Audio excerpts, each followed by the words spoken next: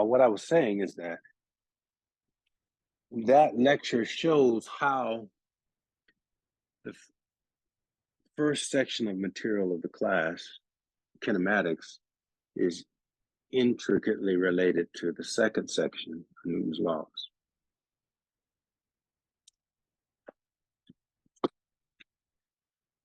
So even though just for the purpose of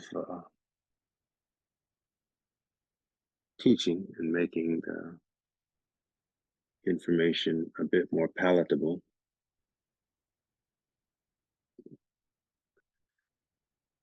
I and most people break that up into two separate sections.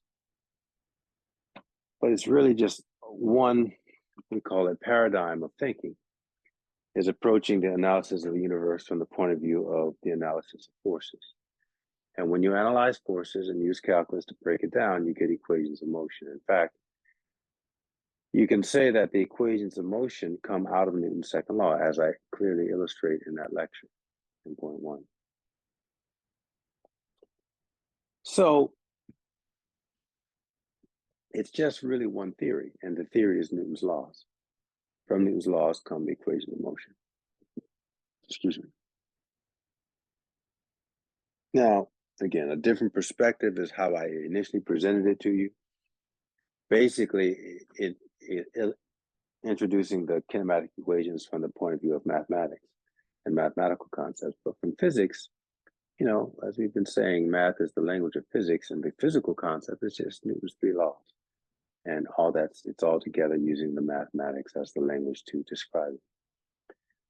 But when we jump to considerations of energy, it's a completely different paradigm. It's not really related. Theoretically, I mean, it's related in the sense that it's giving you ways to obtain the same quantities, like kinematic quantities, like velocity, mainly. But the theoretical approach is completely different from Newton's laws. It's a very different way of thinking about analyzing the universe. Work, energy versus force and equations of motion. So we want to talk about energy, and we start with defining work. Now, I guess I've given a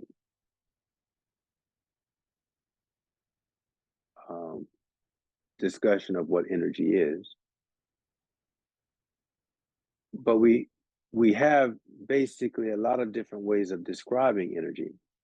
We can talk about it in terms of, well, in mechanical energy, we can talk about work, what work is, we'll describe it, and it's a little bit different than the way we use that word in our everyday language. But then we have potential and kinetic energy, energy of position, energy of motion. But there's other kinds of energy that we won't talk about in this class, in this particular class, but heat is a different name of its energy. It's just a different form of energy. And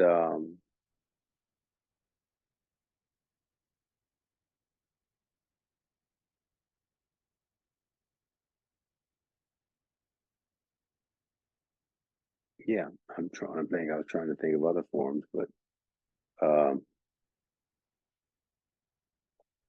yeah, electromagnetic waves, radiation is also a kind of energy. But, well, there's energy in it, I'll say that.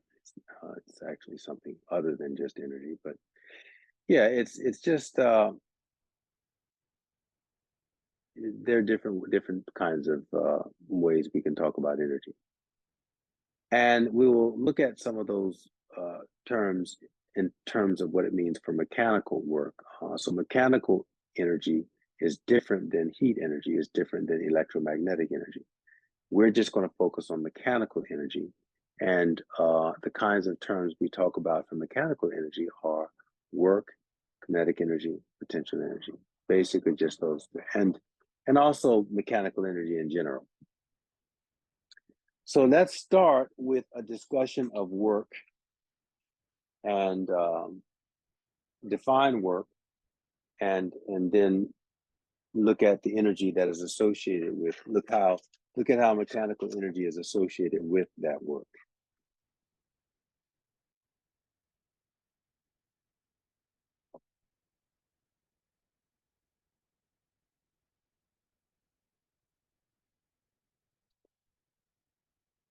So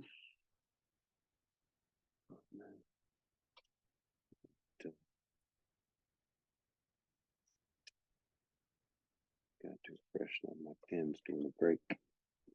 Amount of ink.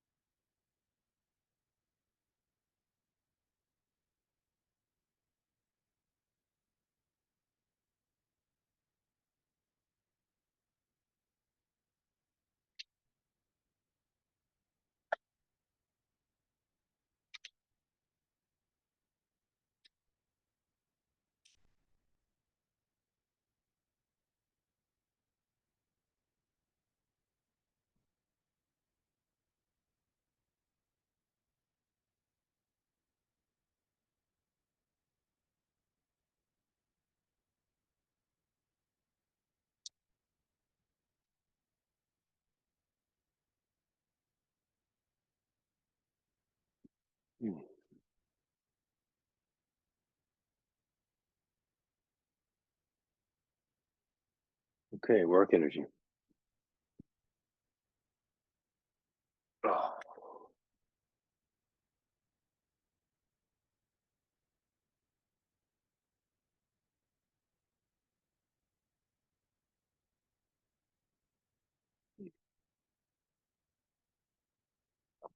So let me just start out by describing the definition of work. It's a dot product. It's the first time I think that we use dot product this semester, and I think I told you that whenever we had these mathematical concepts like dot product, cross product, I would describe them a bit more when we get into when we use them.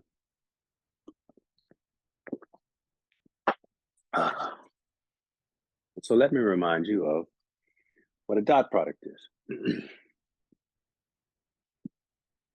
If you have two vectors, A dot B,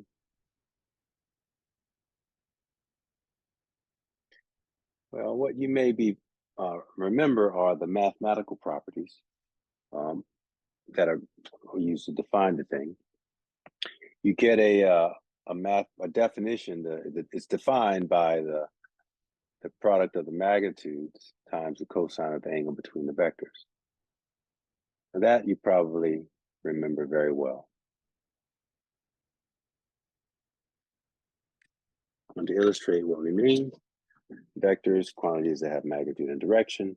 So in this case, we have two vectors, A and B,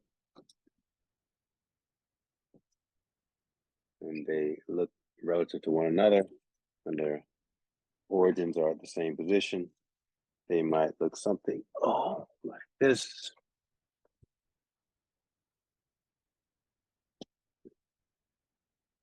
In which the angle theta is defined as the angle between them, like so. So that you probably remember from math class. You may also remember that in terms of practical applications, you did some things like, you know, if you have the component form of the vectors, Let's just make it simple. A two-dimensional vector, A that is equal to A x I plus A, sorry, I'm a very good left-hand, A y j, and B in component form would be equal to bx I plus by j. But if I dot those, if I perform this operation, we have to remember certain properties associated with the unit vectors, and those properties are I dot I. And basically, I'm just doing the definition here. All right, look at this. Let me come over here. When I apply this, these properties, I dot I equals 1, if the definition of a dot product is this for any vectors, whether it's A and B or whether it's unit vectors. So if I apply that, look at what happens. I get the magnitude of I, but the magnitude of a unit vector is 1. So I get 1 times the cosine of the angle between them. But if the unit vectors are pointing along the x direction, but if it's I dot I, they're pointing along the same direction. So the angle between them is 0. So when you put all that together, 1 times the cosine of 0, which is 1, is just 1. And similarly, so all of the any unit vectors that are the same, when you dot them, you get 1. You remember that, right? So then j dot j equals 1, and of course k dot k equals 1. When you have unit vectors that are not the same, so I dot j is going to be equal to 0.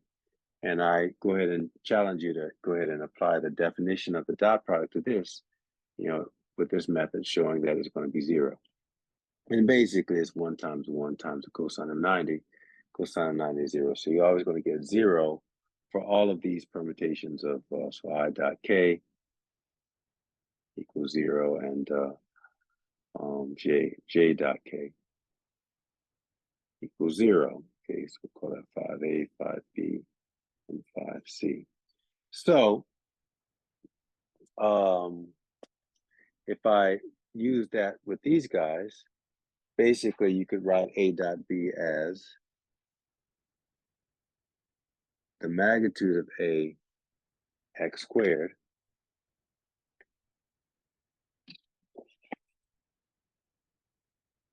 plus, sorry, no, what am I saying? That's a dot a. A dot b is going to be ax bx plus ay by.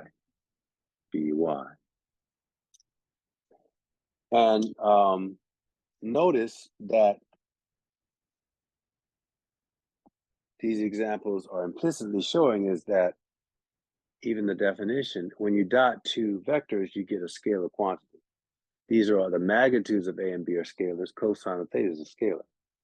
So the mathematical, these are kind of more rigorous mathematical properties that the dot product of two vectors is a scalar and all these other things. So we can say that as a point. The dot product of two vectors is always a scalar. So a dot product yields a scalar. We'll just say it like that.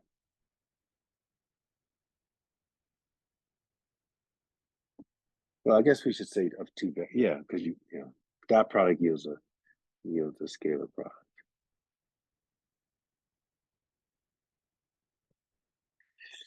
Scalar quantity.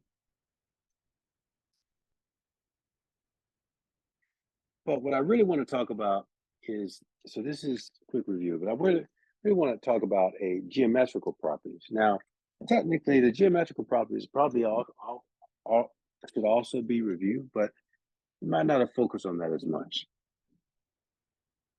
So geometrical properties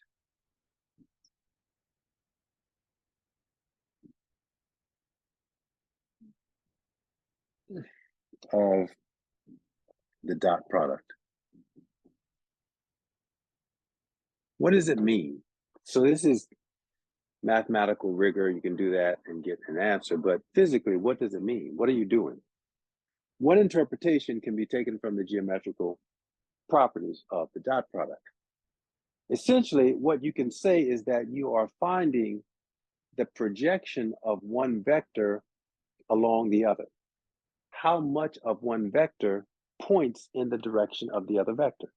And that might not at first make sense to you because they're clearly pointing in opposite directions, but it's a matter of perspective. It's a matter of thinking, this is a two-dimensional representation, right? Let's say we have y and x. Any vector in that two-dimensional plane can be represented, some of it along the y-axis and some of it along the x-axis, right? As long as you're making an angle relative to one of the axes, the horizontal or the vertical. Since I've made B horizontal, we could also say that's the x direction. So this theta, not only is it an angle between A and B, I could think of it as an angle between A and the x-axis, where B is lying along the x-axis.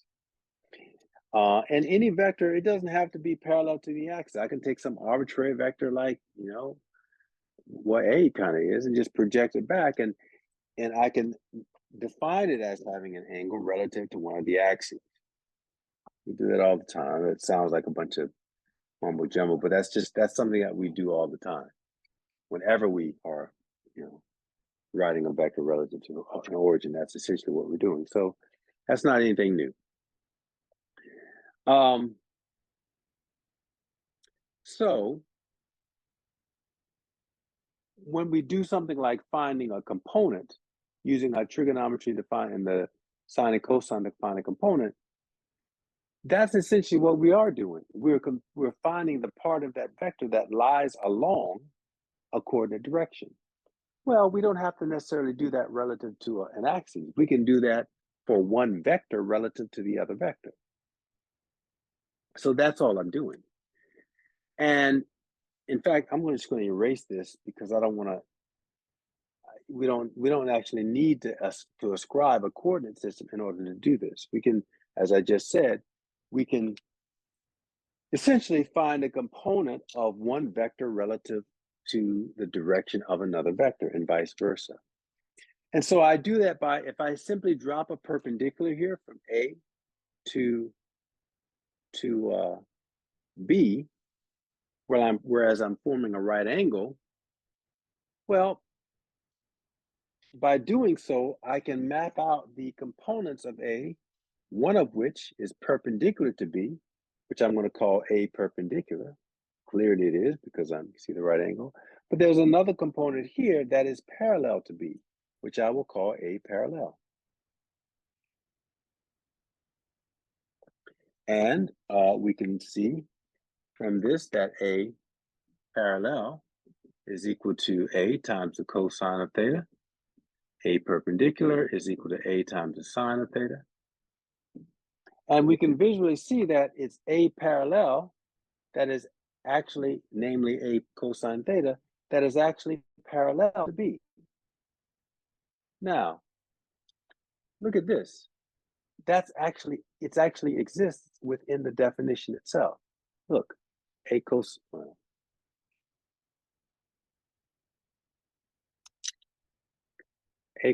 theta. It's right there. So we could actually write this definition of the dot product A dot B. We could write that as A parallel times B, the magnitude of B. Well, I just write it as A parallel times B.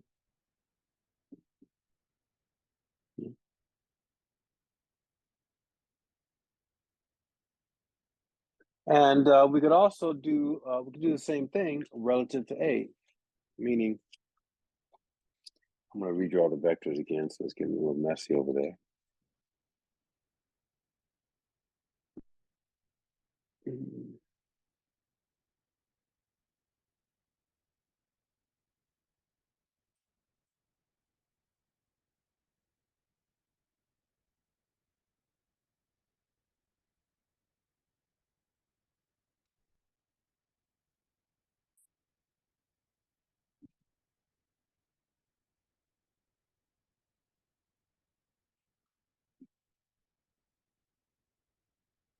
if I were to project A out,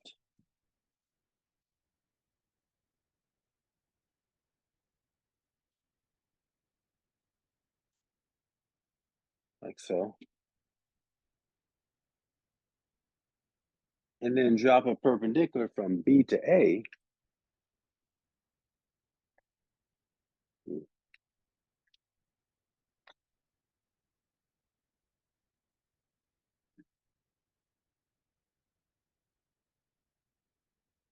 like that, well, then I've got, again, two components. I've got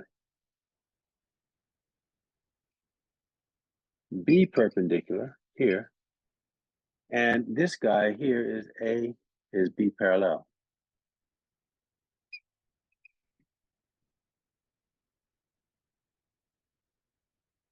And again, I could use distribute this or whatever that property is in a different way, where I'm looking at grouping B and cosine together and realizing that I could write that same dot product in terms of the component of B that's parallel to A as opposed to the component of A that's parallel to B. And it's all the same value. It's just a different perspective of, of the thing about the dot product. So the vector A, the magnitude of A, then times B parallel, where B parallel is B cosine theta. So all just different representations of the same product. So when I say that a physical interpretation of the dot product is what you're doing is picking out the component of one vector that is along the same direction as the other vector, that would be the physical or geometrical, geometrical maybe interpretation of what a dot product is. Now that's purely mathematical. How does that relate to these physical concepts that we're going to define today, like work? And also keep in mind that this thing, this A, B parallel, or this A parallel B, that's a scalar quantity. It does not have magnitude or direction, but it comes from two products that do have magnitude and direction, depending on how we take those products. In this case, names at the top. Yes, question, Mikey. Hello? Okay, there we go. Yeah. Sorry, my mic wasn't working for a second. Sure. Okay. So since the products of since the products of the dot product aren't like you just said they weren't scalars, right? Or no, they are scalars and they have no magnitude, correct?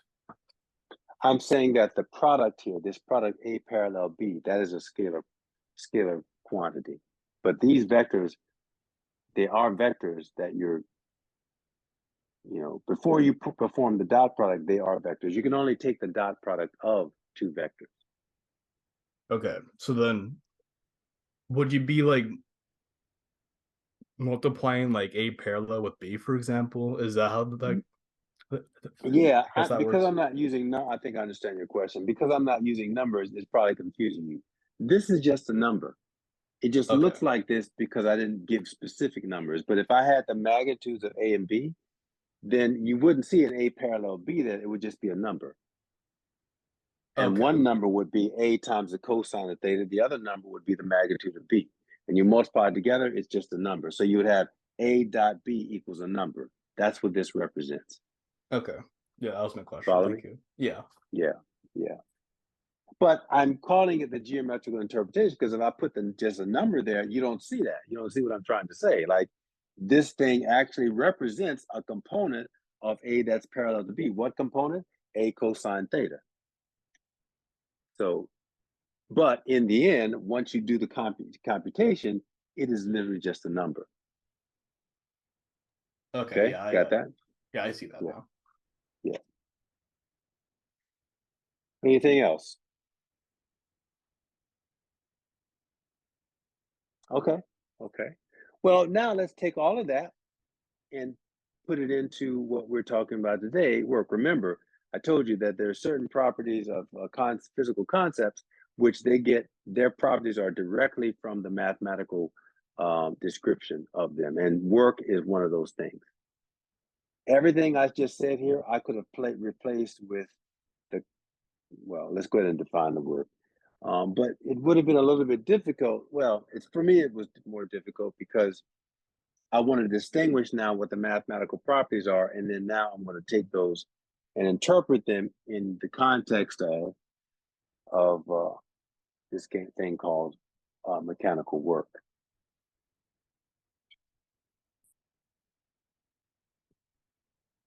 And for me, that is one very nice way of interpreting and understanding what work is. So work, mechanical work. Technically, that's the name of it. I'm just going to call it work.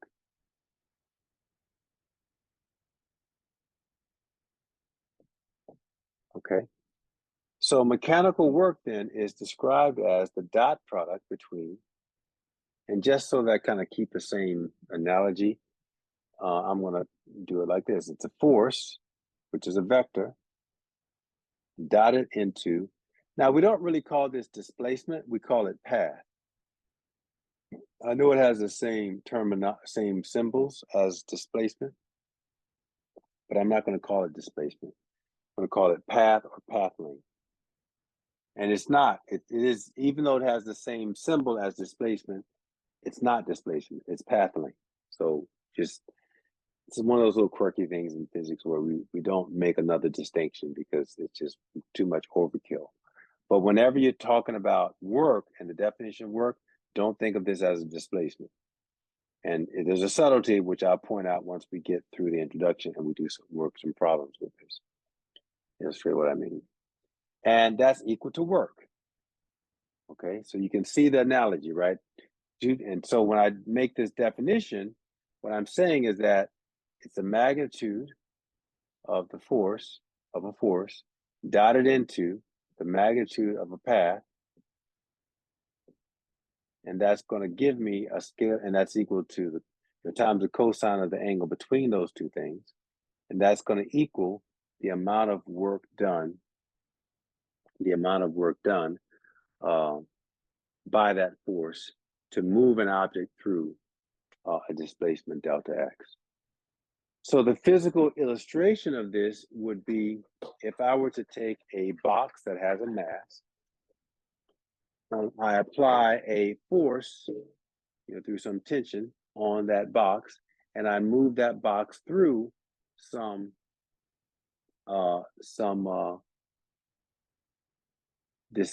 path, delta x, then I would have done work on that object, and the work would have gone into the object as energy.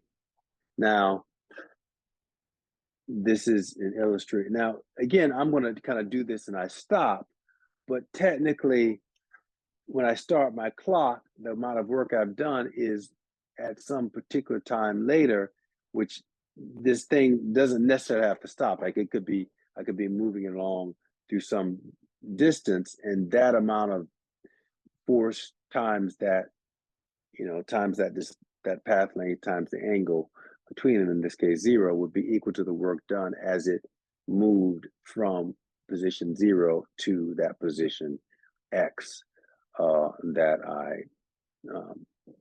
of which I was distinguishing. That was very awkward. Let's just go here and look at some examples. So this is just the definition. Now, if I illustrate that here, and I'm going to kind of do something different than I'm going to do this example where I'm pulling it in the horizontal direction, but my force is at an angle relative to the horizontal. That's a more comprehensive version of this example. So here is the ground. I have a mass, M. I'm applying a force to it at some angle relative to the horizontal. So my force is along that direction. And the angle between them, I'm measuring it relative to the horizontal. So in fact, I should probably, let's take this we'll take it from the center of mass, actually.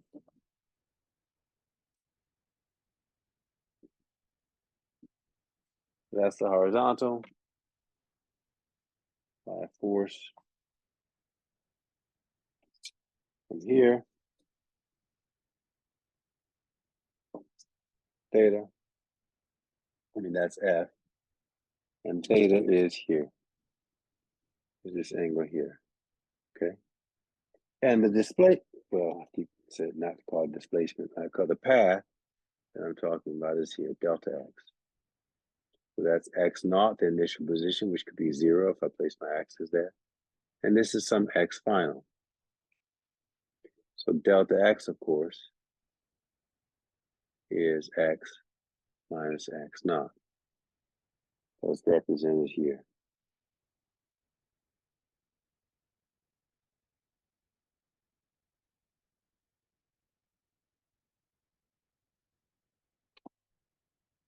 So yeah, that is the distance through which I am moving.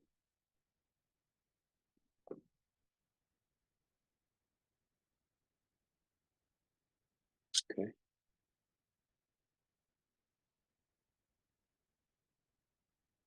All right. Yeah. Okay. Now,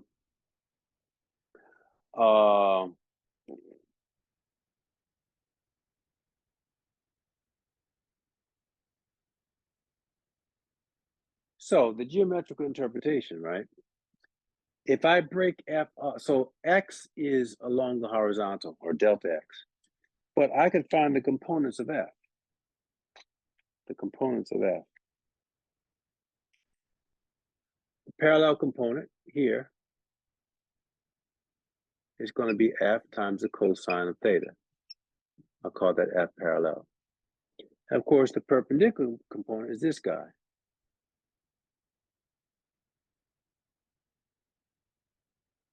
F perpendicular, right, which is equal to F sine. Now, the thing is, because of the property of the dot product, it is only the parallel component of F, only the component of the force in the direction of motion actually does work on the object. And again, it should be obvious now, because I've reviewed the geometric properties, that it's in there, right? It's right there. So I could write the work in terms of that parallel component. I could say that the work really is just equal to F parallel times delta X. And now you know what I'm saying. And in fact, what is F perpendicular times delta X? Well, F perpendicular would be equal to F times the sine of, well, yeah, it doesn't contribute to the work, I guess, as what I should say is, yeah, I just leave it at that. It does not, because it's not along that direction. And the most extreme case is, what if the force were the total force were along the perpendicular? What if, well, yeah, I guess, yeah, you know what? Let's scratch that. We'll just say that it's only the parallel component of the force that actually contributes to the work. That's what we say. Because anything that is perpendicular is 90 degrees, and cosine of 90 is 0. So as long as there is a non-90 degree angle that F makes with respect to the direction of motion, there will be some work, some force, some aspect of that force, some component of force that will actually do work on the object. And that is the component of work that contributes to the work. If the force is parallel to the direction of motion, like when I'm pulling the object like this, that means that we're getting the maximum amount of work out of that force, because as you could see with the definition, cosine of 0 is 1. So the work then would be the total force, F times delta X. Any other angle, you're only getting part of the work done, because only a part of the force is being contributed to the work. So qualitatively, we'll say that only the component of force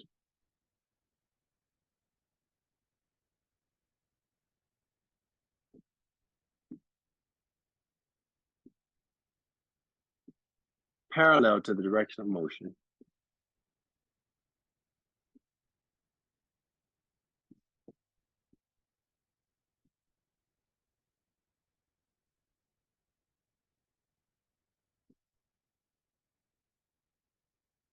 Contributes to the work,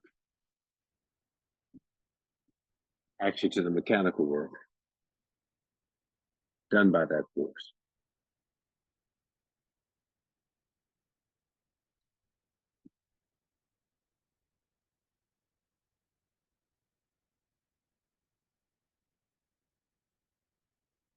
Quite significant a point, probably the most important point that you want to understand when you're first being introduced to mechanical work.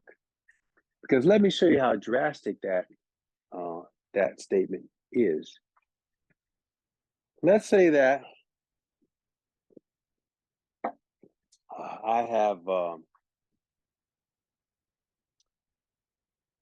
dumbbells. And I'm going to perform a simple task with the dumbbells. I'm going to, let me go get some dumbbells. I have 2 of them. And you know what I need to do? I can just get some grip plates here. 2 5-pound plates. And maybe I need to kind of turn the camera on and do this. Pardon me, my apartment is a little bit messy. So which camera do we use here? Maybe this one. Sure. Let me just spin this around here. Turn it down a little bit. Okay. Sure.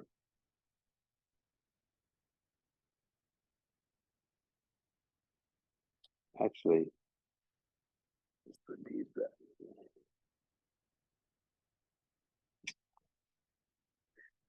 These are a little bit more dramatic here. These kettlebells.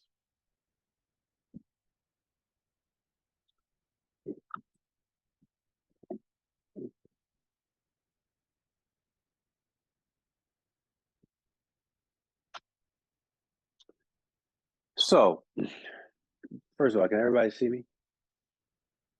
Can you see from the floor up to like mid-body or whatever? Somebody tell me. Do I need to adjust the camera? I think you're good. Okay, cool. So now, watch. I'm going to perform a demonstration in where, in fact, this is an exercise in the gym that's called a farmer's walk. That's designed to kind of strengthen your back or your traps. You take dumbbells or whatever, kettlebells, and you pick them up straight up like this, right? Pretty square back, and then you just walk as far as you want to walk. You walk across the gym. I could walk from here to the beach if I wanted to, just like this. But you're taking care that once you start to move horizontally, the kettlebells do not move vertically at all, right? You're not moving your arms or anything. You're supporting with your back, so you only are moving them vertically by the extension of your legs. So as you walk, you keep them at the same horizontal distance from the ground, so they're not moving vertically anymore. And then when you get to where you're going, you set them down in the same way. Okay. That basic exercise is called the farmer's walk. Now we can break that up into 3 different motions: picking up the kettlebells up, then walking horizontally, and then setting them down. Now you can see these big bodybuilders. This is only like maybe 10 pounds a piece. But you see these big weightlifters and bodybuilders in the gym, they'll do this with like, 80 and 100-pound dumbbells a piece. So they're talking, it's like 200 pounds, right? You're doing that with, okay? And you can imagine, like, for this, no matter how much weight it is, it probably only takes about the same amount of time to pick them up. Probably a second, right? A second and a half or so, depending on how big they are. Like, so if I'm walking, let's say that, you're walking 50 meters.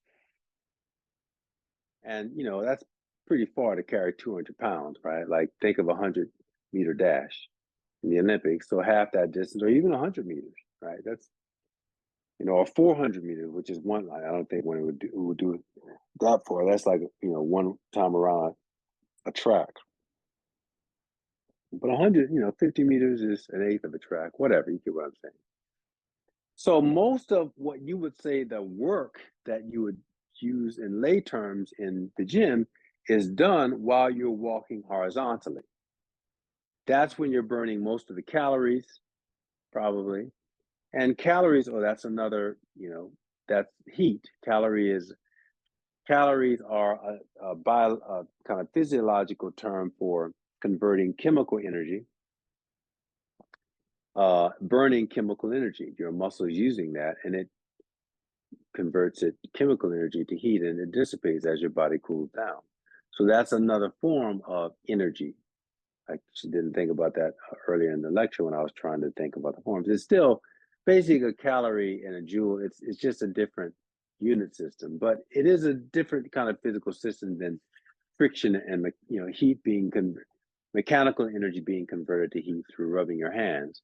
Well, it's kind of the same. It's your muscles working and utilizing energy to be able to work, but still you're taking chemical energy from the food, the nutrients that you're digesting, and converting that to heat. But we generally use calories to measure that. That's what calories are. So units of energy utilized by your body. So most of the calories are being burned, used while you're walking horizontally. So most people say, well, I did a lot of work at the gym today, meaning they did exercises where they burned a lot of calories. But the fact is, the only mechanical work that's being done through that process is the portion where I pick up the dumbbells and when I set the dumbbells down. There is no mechanical work by the definition that we're using here that is done while the person is walking horizontally, which is very counterintuitive, right? And it shows one example where we're not using technically correct physics to describe what we are doing in our everyday experience. Right? You wouldn't want to walk up to a bodybuilder, I guess I wouldn't, and would say that, well, you might have burned a lot of calories, but you did zero work, right? So it's just an example of the implications of this definition. So let me explain a little bit more and make it specific as to why work was not being done. Now, whenever I pick the dumbbells, and also, actually, even though work is a scalar, there's another thing I want to say, is that I think I alluded to this earlier in in the semester, but even though work is a scalar quantity, you can still talk about positive and negative work being done. We generally think of positive and negative only associated with vectors because we assign positive and negative to the relative directions of vectors that are parallel versus anti-parallel. And we just assume that, well, a scalar, it can't have a direction, so it can't be negative or positive. But the negative or positive doesn't necessarily have to just be assigned with direction. So in the case of work, you can definitely have positive work being done on something and negative work, but it has nothing to do with a direction in the sense that we use it when we're talking about vectors. It has to do with the change in position. Well, actually, not necessarily. The change in the mechanical energy of the system, and that's either position, potential energy, or kinetic energy. In this case, the case I'm giving you here, it has to do with position. And the one we'll do a little bit later on, it'll have to do with motion, the change in the motional energy. But here, if I say the ground is zero potential energy, and we haven't defined that yet, but basically, you probably know from high school, potential energy is mgh. We'll define that and derive it in a moment, but let's just qualitatively talk about it here. When we say potential, we mean the potential to do something. Energy of position is potential. So right now, things are on the ground. They don't really have a potential to do something. Do something like what? Well, what we're talking about is do something like either positive or negative work. For example, if I had a nail let's say a large nail, and I wanted to use this kettlebell to do positive work for me, I could put the nail on the ground, right? Just get something that would represent a large, maybe not a nail. What do you call those larger nails? Those just something really like things you can put, use for tents when you family man. If I was doing something like that, I wanted to. So I put the thing, I want to knock it into the ground. Well, what do? I change the position of this thing and then I drop it. If I drop it, it's going to fall down. It's going to hit this thing and push it into the ground. That is a form of work, and I would call that positive work because it's doing something that's helping me. And I guess I was using that not necessarily in the mathematical sense, positive or negative. I was using positive as an adjective. Yeah, sure. But so by picking this object up, I changed its position and put it in a position where it could potentially do something useful for me. And whenever I pick it up, so let's talk about that. Let's talk about the work that I'm doing on it. I've just defined work as force, the dot product between force and path length. Now, whenever the force is in the same direction as the path length, that is, the object is moving up, and my force, obviously the direction of my force is also up. So if the if the path is defined as up and the force is up, then the angle between them is 0 degrees. So if I were to calculate the work that I'm doing when I pick this up, I would call it positive work, literally because it will be positive. The magnitude of the force is F. The magnitude of the path length, let's call it delta Y. Cosine of 0 is 1. So when I pick these kettlebells up, the work that I did would be a positive F delta Y. Now, the interpretation that is positive is that what we'll show is that now it's because it's straight up, it has, by doing work on it, I put energy into the system. And the kind of energy that I put into it was potential energy.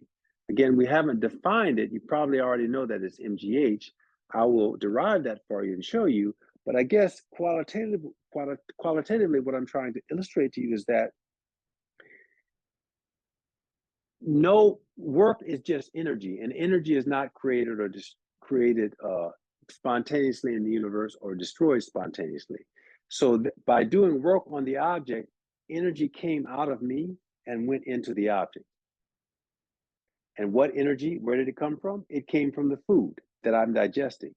Where did that energy come from? It came from the plants that I ate. Where did that energy come from? It came from the sun, photosynthesis as the plants grew. It's all just changing different forms. And work is a way of causing deliberately the energy to move from one object to another. That's what work qualitatively how it can be described. So when I pick these objects up, there is energy coming out. I'm doing positive work on them. That means that energy is coming out of me and going into the object. And it will have either, if we're talking about mechanical work, it will have either one of two forms: a change of energy of position, potential energy, which this is an example of that, or kinetic energy, which I'll show you that in a minute. Now, I walk forward. As I'm walking, now the displacement is in the horizontal direction, right? And again, I'm careful not to change the vertical position of the kettlebell. So as I'm walking stiff-armed, the the path, the delta X is horizontal. But what is the direction of the force that I'm applying directly to the object? You might be tempted to say that it's in that direction, but that's not true. Because what's causing me to move in the horizontal direction is my feet on the ground, which is not the kettlebell. I'm applying a force on the ground in the horizontal direction, in the opposite direction, and therefore By conservation of momentum, I'm propelled forward, right? So, but that's, remember, we're specific. We were very specific when we talked about how forces were applied in the last couple of chapters, or the last couple of weeks with Newton's laws. So my horizontal force is my feet on the ground. But here, and you might say there's a little bit, force of my hand kind of in a horizontal direction once I start to move. But once I start to move in a constant direction, then, in fact, I mean, I would even argue that you wouldn't say that because, yeah, I mean, I don't know. I don't want to get into that discussion. Because that only happens at a very small instant in time when you start to accelerate and move. But once you start to move and you're moving on at a constant velocity, the force that your hand is applying to the kettlebell is still straight up. It's the same force as when you weren't moving, right? Because if I drop this, it goes down. So if I'm holding it, there must be a force I'm applying that's in the opposite direction of the potential motion, which would be down if I dropped it. So while I'm holding it here, there are two forces on this kettlebell, gravity straight down and my applied force straight up, just like many situations that we've defined before. As I'm walking along with a constant velocity, the force on the kettlebell is still the two forces, gravity straight down and my applied force that's straight up. Just like when we looked at cars, the car moving along the plane and along the, or car moving along a horizontal, a flat surface, and the normal force was up and gravity was straight down, and the first law applied in that situation where there was no acceleration. Here, once I start to move in the horizontal direction, you can say the same thing about the forces on the kettlebell. There are only two. I applied force straight up, the gravity down, and there's no acceleration, no change in motion of the object along that direction. And also no work being done. No work being done by on this object. And you can justify that quantitatively by applying the definition of work. If my force is straight up and the motion is along the horizontal, well, I still have the magnitude of my force F times the magnitude of the path, in this case, delta X, times the cosine of the angle between them. But the angle between them is 90 degrees. My force is up, my displacement is in that direction. Cosine of 90 is 0. So it doesn't matter how large these weights are, 80 pounds a piece, so I'm carrying 160 pounds, and I walk for a mile. As long as I don't move these objects up or down, I'm burning a lot of calories, maybe about to faint, but I am doing no mechanical work while I'm doing that because of the definition of mechanical work. My force, the force that I'm applying to them is perpendicular to the direction of motion, and so therefore, F delta X cosine of 90 is 0. And the next time that I will do work is when I finally sit these things down. I sit them down. Now, when I sit them down, let's think about that. While I'm allowing them, now I'm setting them down because my torso and my legs, that's what's changing the vertical position of the kettlebells, right? And I'm trying to do that in a way, just for the illustration of this class, in a way that there's no acceleration. I'm letting them down smoothly so they're moving down at a constant velocity. So that all the time I'm doing that, I still have an applied force that's straight up and gravity is straight down. So the force that I'm applying is basically equal to mg, it's equal to the weight, because I'm moving at a constant velocity with no acceleration as I set them down. Now, the objects are moving down, so the delta y, the path length, is now negative. Final minus initial would mean 0 minus whatever height it was at. So that's a negative, negative, in kinematics, we would call it a negative displacement. I'm just calling it path length here because we're talking about work and force and work. And so the path length is negative, but the force is still up. So in that case, there's a 180-degree angle between the direction of motion and the force applied. So the work that I'm doing in that case is negative. Why? Because I have F, which is a non-zero magnitude, times delta Y, which is a non-zero magnitude, times the cosine of 180, which is -1. So I'm doing negative work as I lower these things to the ground. So I do positive work, how much? F delta Y when I pick them up. When I walk along, however distance delta X I walk, I do no work because F delta X cosine 90 is 0. Then I set the objects down, and if I do that consistent with how I pick them up, by doing it at a constant speed, and then at every place, every point, the amount of work that I set, the force that I'm applying is basically mg, I guess 2 mg if I have both of the objects. But that amount of work would be F delta Y cosine of 180, which would be negative F delta Y. Now again, if I want to assume that I know the masses of the objects, that F would be equal to mg, and I've got 2 of them, so 2 mg. So the total amount of work that I do through each trip would be positive 2 mg delta Y, picking them up, 0, moving along my delta X, then negative 2 mg delta Y as I pick them down, as I let them down. So the total amount of mechanical work that I would have done in that process, no matter how many calories I burned, no matter how tired I was, whatever, the total amount of work in an ideal scenario where I'm not thinking about the friction on my hands as I'm holding them because that's burning heat. The ideal situation is that the total amount of work that I would have accomplished is no mechanical work, 0 mechanical work. So that is I like to use that example as a really great illustration to cause you to be a lot more specific in how we are using these terminologies of work. Mechanical work is a very specific calculation in which the definition has implications that can be counterintuitive compared to how we use the term work in our everyday language.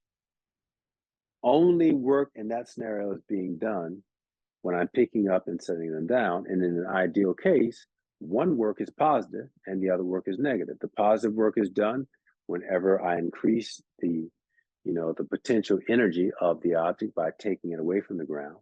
And you can see that as I was lowering it, there's another justification as to why the work is negative when I let it down, because it's going from some positive potential energy to 0 potential energy when it's back on the ground. So I had to take energy out of it by doing work on it when I set it down, and that justifies why the negative sign pops out, because it's negative work. And so when you add all of it up together, and for a scalar, you don't have to do any kind of vector analysis because they're just scalars, right?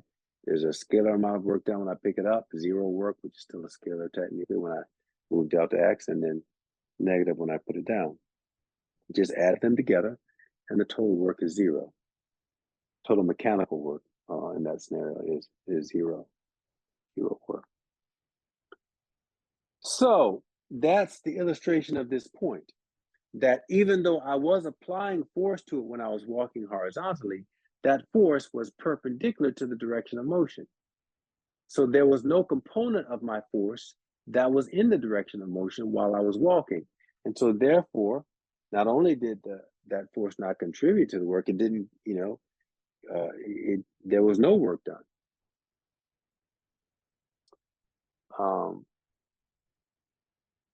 Yeah.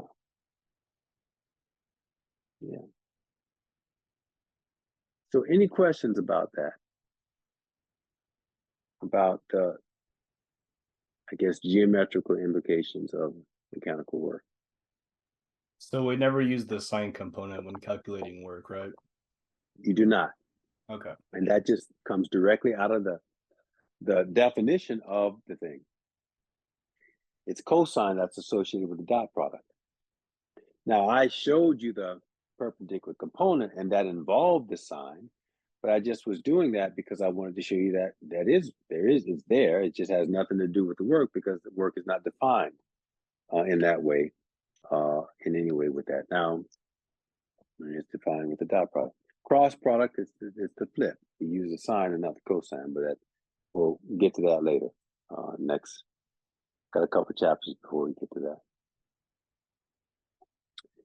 So, yeah. Any other questions about this? Got 4 minutes to our break, by the way, so it's going to bring us a nice breaking point. Oh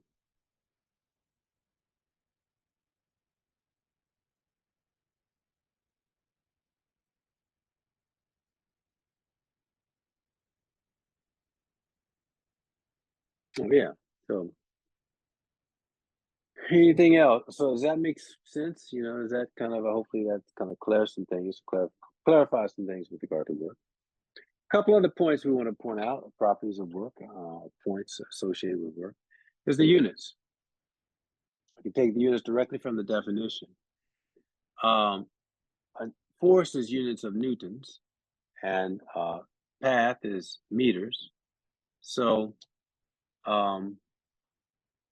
the unit of work is the same as energy, which is a joule, J-U-L-E, J-O-U-L-E, J-O-U-L-E, joule, named after Pasteur, I think a French guy, Pasteur or something, joule.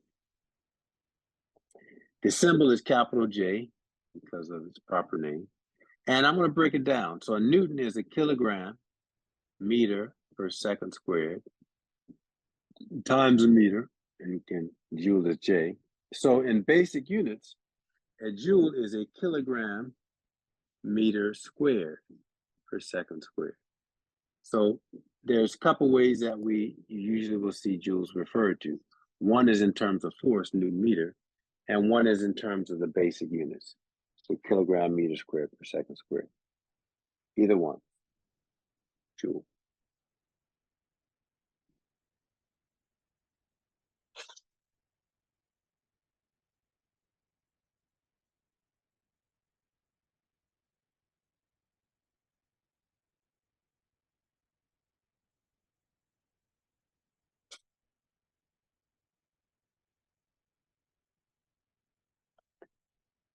Again, because of this, the definition and the mathematical implications, we can have a little chart here where we think about maximum minimum work. So this is work. This is angle, theta, and this is the condition, I guess, general condition. So one is whenever the angle is between 0 and, so when theta is between 0 and 90 degrees, you will, what am I trying to say here?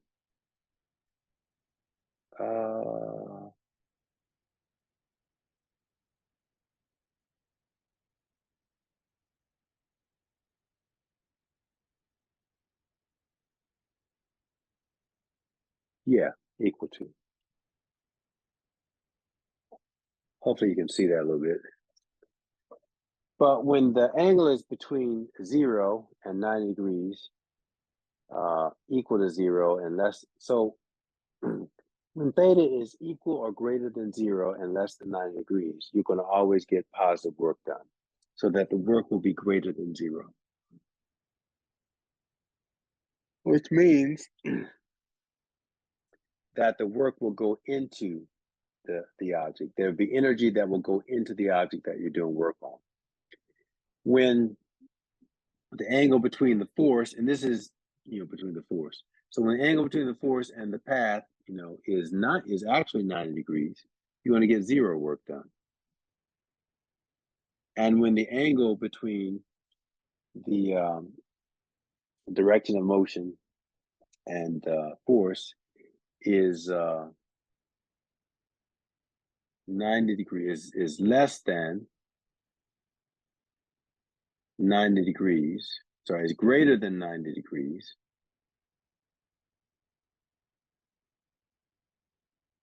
need more space here. It's greater than 90 degrees, but less than or equal to 180. Then the work will be negative. And you're basically taking energy out of the object that you're doing work on. So that's a nice little chart to remember in that way. So that's what it means to have positive and negative work. Energy either goes into the system, if so, it's positive.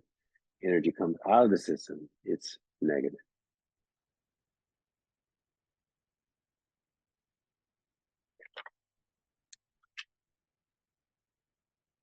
As we go into a break, a nice little illustration of that is the following. A nice little illustration of that. Whenever you are on the highway and you are on the street and you're in your car and you're rolling along at a take a break. You're rolling along at a constant speed. Let's illustrate.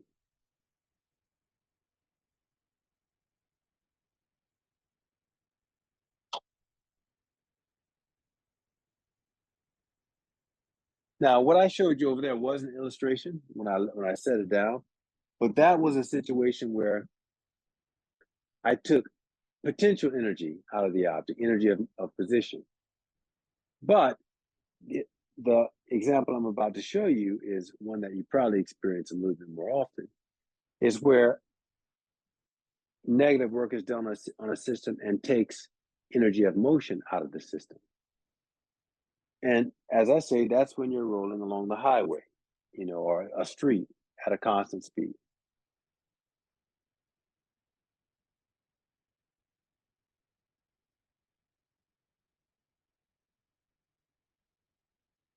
You have some non-zero velocity, okay? And you see a stop sign ahead, and you're driving very efficiently, because maybe you have an electric car like me, and you want to use some of that energy. So as opposed to braking really fast, you stop, take your foot off the accelerator a while back, and allow the car to coast. Now let's assume that we're in a vacuum, or at least drag is negligible. So sure, in the horizontal direction, we have normal force, mg, we know that. But in the vertical direction, in the horizontal direction, once you take your foot off the accelerator, there is no longer an applied force in that direction of motion. But we all know that there certainly is a kinetic frictional force because you begin to slow down through a delta x, right? It takes you some distance, delta x, to slow down to 0. While you're doing that, the only force on you in the car is the frictional force in the opposite direction, which is 180 degrees compared to the direction of motion. So the frictional force is doing work on the object, but is it doing positive work or negative work? Anybody? And why? Arcady, is the frictional force on your car when you coast to a stop doing positive work or negative work, and why?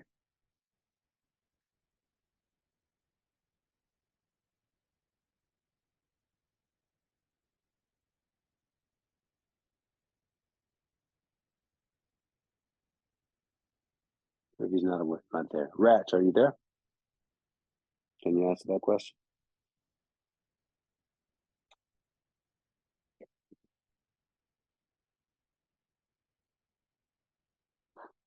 Come on, somebody. Anybody? Answer. All right, I'll answer. Go for it. I believe it would be doing a negative work since the angle is at 180 degrees. Yeah, that's it. Simple. Negative work.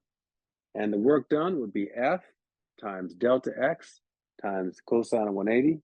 So you're going to get a negative F delta X out. And we know what F is. F is mu in mg. Or, yeah, we can work through that. But the point is, it's negative work.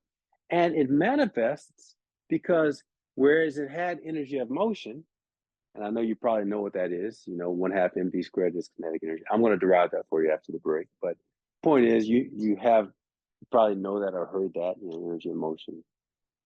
But so 1/2 mv squared. So 1/2 is a constant that doesn't change. M is the mass of the object. That's not going to change. But v squared, that's the square of the speed. And the speed is clearly changing. It's going from v down to 0. So this frictional force, one way to think about it is that it is, and again, a different paradigm. Up to now, what we said is that the force causes negative acceleration. Well, okay, fine. And we worked all those kinds of problems.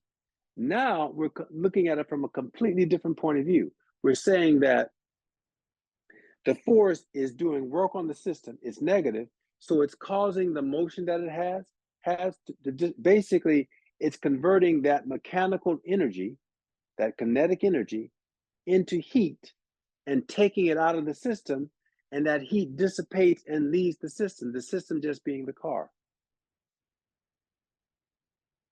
And so when that energy dissipates, it causes the car to slow down, and such that the velocity goes to 0. And so we'll show you how to use that concept to figure out how fast the car was going and how much work the car did. And we can do all of that without actually having to apply Newton's laws and figure out the acceleration, and then take the acceleration to figure out the speed. We can actually get the speed a bit quicker by looking at the work-energy relationship. So that's a kind of a qualitative thought experiment demonstration where a force is actually doing negative work on an object and converting its energy of motion to, in this case, 0. In the case of the farmer's walk, was a situation when I set it down, that I was doing negative work on the object and taking the energy out and causing its energy of position to dissipate to 0. Yeah. All right, so it's break time. I went over several minutes, but it'll take. I need to probably, let's take a little bit longer break this time. Let's take 15 minutes or 20 minutes. And actually, I should probably give you a working break. But you know what? I'm just gonna. I got 2 minutes. Got 2 minutes. Well, the first thing I'm going to do when I come back is I'm going to derive kinetic energy, and we're going to do it from this example. So I can set it up for you, so maybe you can get a little progress on it.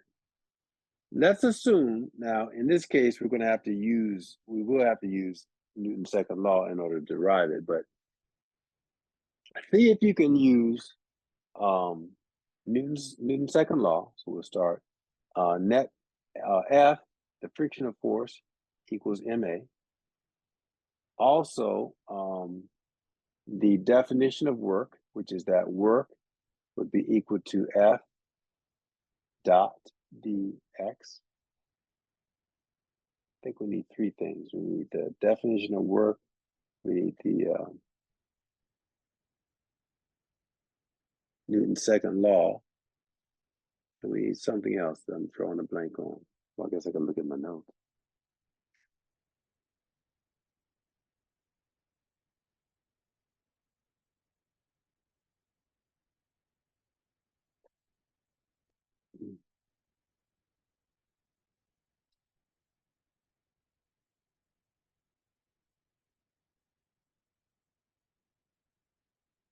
Oh, we need an equation of motion. We need the velocity squared equation.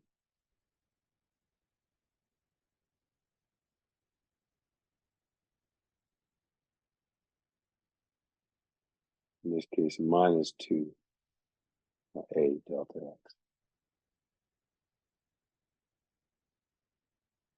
See if you can use those two relationships to, essentially what you're doing is deriving something called the work energy theorem, the relationship between, well, basically what I just said. I'm doing work on this and the kinetic energy changes. So what is the mathematical relationship between the work done and the change in kinetic energy, change in motion? These three concepts, you put them together and you can come up with that relationship, which is called the work energy theorem.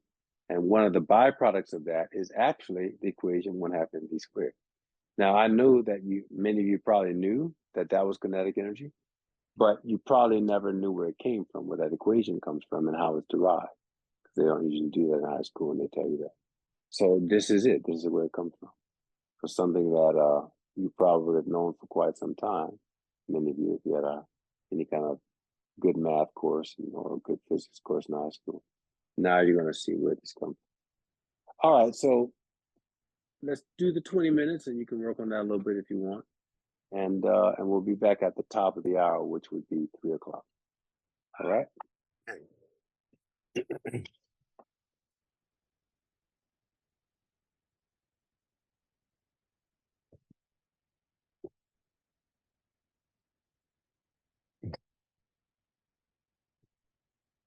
So, to remind you, car starts from rest, moves along, and we can talk about initial and final velocities here. So let's say that we have initial velocity is, and I guess in this case I was slowing down, from some, but we could also, let's just keep it at that, keep it. So it's friction.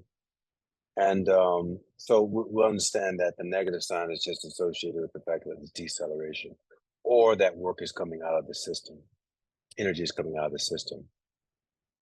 So we're going to go from some, non-zero velocity, and at this point, the velocity would be equal to 0. Okay, so we're slowing down now. How do you do this? See, I think I start the derivation in my notes with this. You can do it a couple ways, but let's start here with equation 3. And then I'm going to solve for the acceleration and then put it into 3. So then equation 1 becomes that the acceleration is equal to the frictional force divided by mass. So 4 into 1 becomes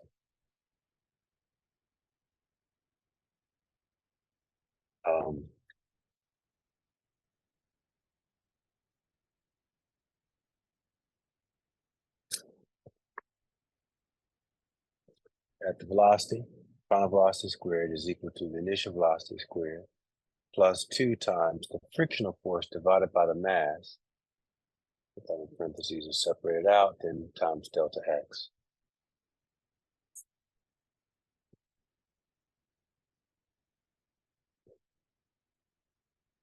Now, from equation 2, the dot product here, we've got, and I'm going to deal with the magnitude, but the work, I'll just show you, it's going to be equal to F, as we had said earlier, times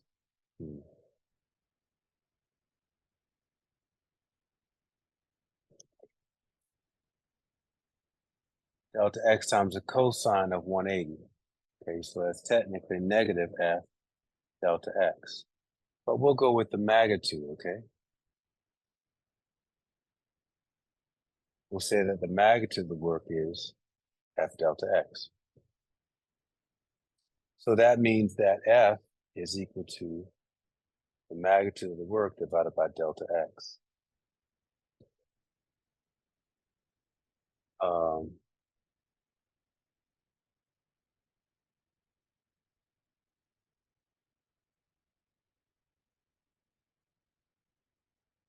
Yeah. So if I put 9 into 5, what I have is final velocity squared equals initial velocity squared plus 2 times F is going to be equal to the magnitude of the work over delta x. I still have the 1 over m there, and I still have the delta x there. Okay. So delta x cancels. I'm going to go ahead and take the b naught squared over. So we'll get v squared minus v naught squared plus 2 over m times the magnitude of the work. Oh, what? That's equals. Multiplied through by m over 2. So I have m over 2 times v squared minus v naught squared equals the magnitude of the work. But now let's distribute and separate. So we have v squared, well, 1/2 m v squared minus 1/2 m v naught squared equals w.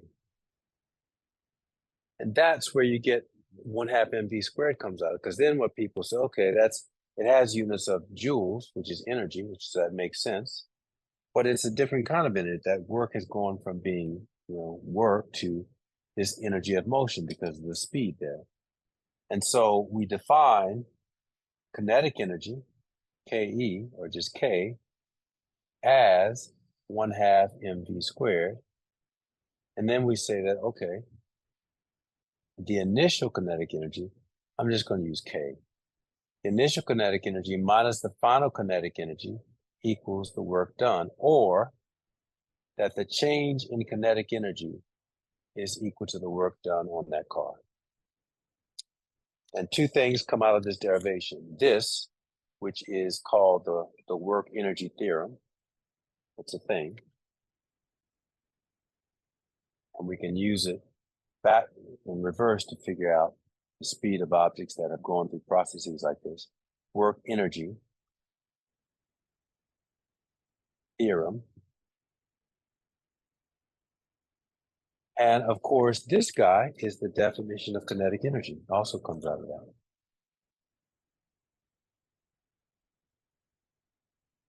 And that's where the 1/2 mv squared comes from. Yeah. So that is the work energy theorem, and it relates the change in kinetic energy to the work done on an object in which the kinetic energy is changed.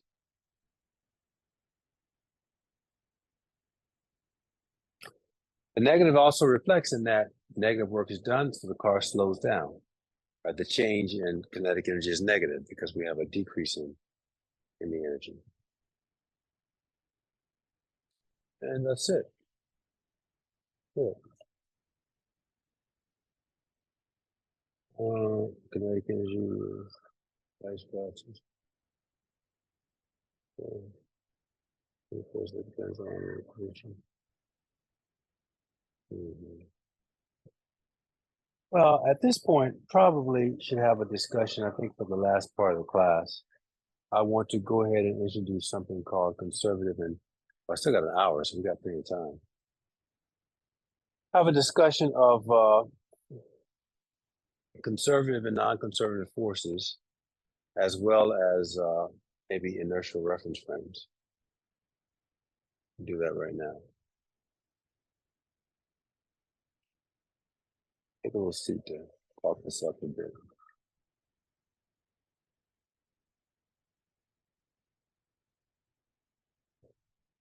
So I guess I could do one more thing. Yeah, we do that. Power. Let's define power.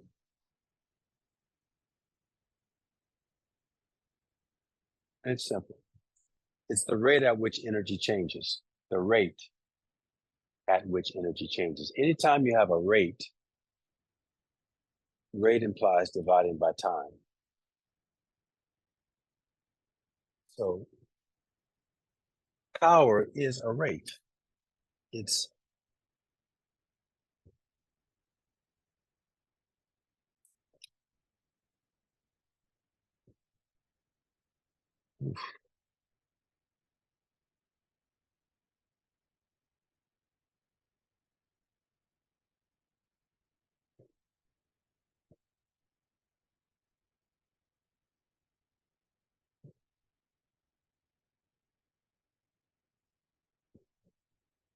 the rate at which energy is utilized.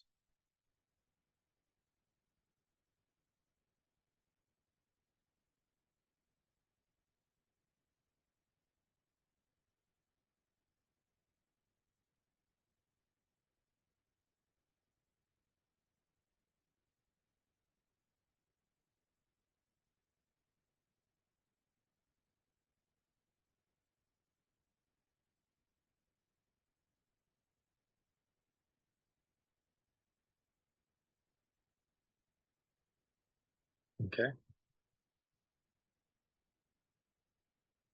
Energy utilized. So by definition, then, power is equal to, well, average power is just the change in energy. And, you can write energy several ways. I'll write it as mechanical energy. So E over the change in time.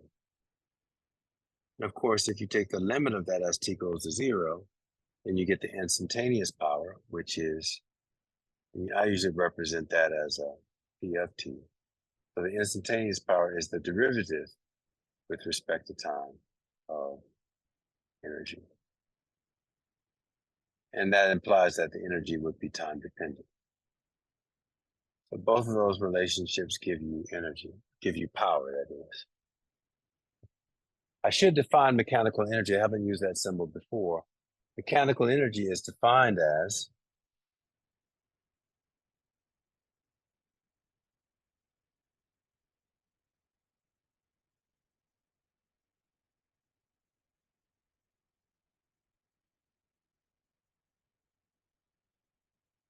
E, mechanical energy, is equal to the kinetic energy plus the potential energy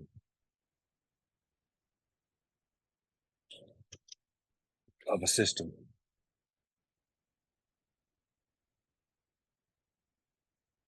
Now, I have you know that the potential energy, well, the kinetic energy, its formula is this guy, and it never changes because kinetic energy is always 1/2 mv squared because it's associated with the properties of the object, the mass of the object, the speed of the object. And you don't really know from this equation what caused the object's movement to change, what type of force. It could be anything. Friction in this last problem I did, but I could be the engine car that's causing it or the net force. Whatever the physical circumstances, kinetic energy is based on and defined by the properties inherent to the object. Potential energy, not so much. Potential energy is associated with the environment, right? If I were not near the Earth, I pick this thing up, it doesn't give it potential energy. It only gives it potential energy because I'm doing work opposite the force of gravity, because I'm near the source of the gravitational field. So the environment is definitely involved in the definition of potential energy, as well as some properties that are inherent to it. So the potential energy function changes dependent upon the environment, the field that we're in, but kinetic energy never changes. So there will always be 1/2 mv squared in the kinetic energy portion of that equation. All right. So that's mechanical energy, technically total. Here's the change in total mechanical energy of the system divided by, or the derivative of that respect time is the power. And that's it, basically. It's kind of a plug and chug power.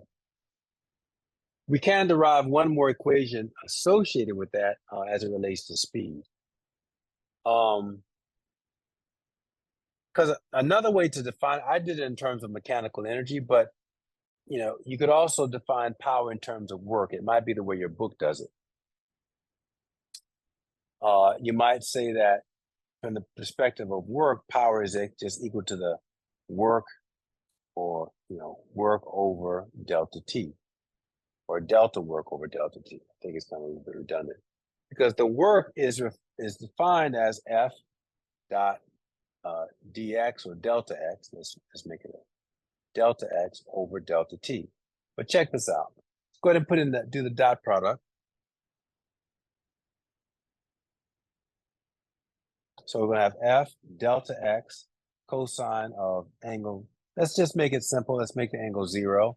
So this would be a scenario where I apply a force along the direction of motion and cause it to, I'm doing that.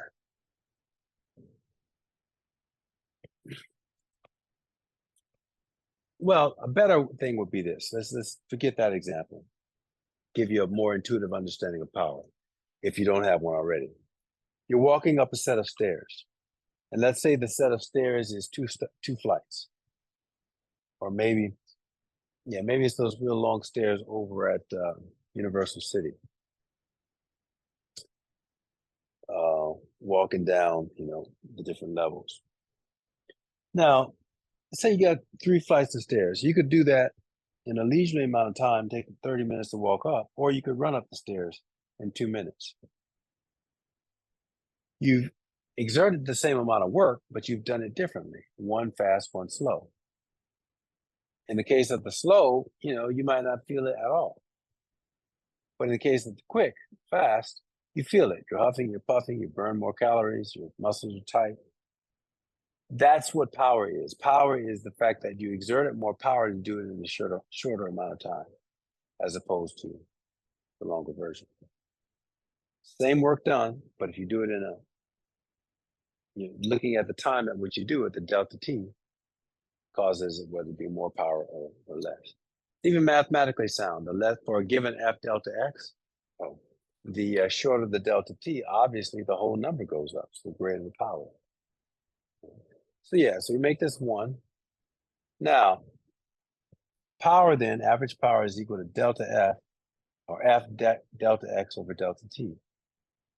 Well, I think it's becoming obvious we can group these guys together, right? And if we do that, we have F, what's delta X over delta T? Well, it's velocity. So that's one way to write average power as well. It's the average force times the velocity of the object, or average velocity of the object. And that's a relationship that you definitely will see and probably be asked to use various sources. All right.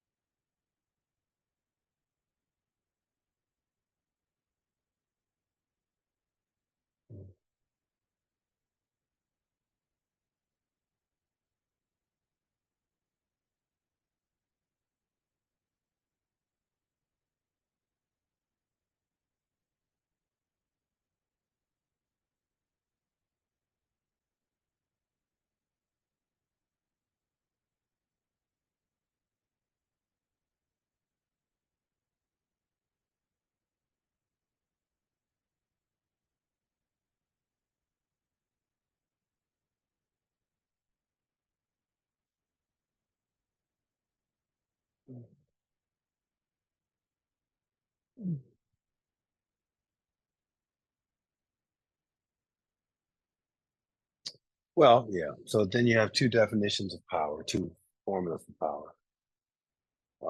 Work over time and force times velocity.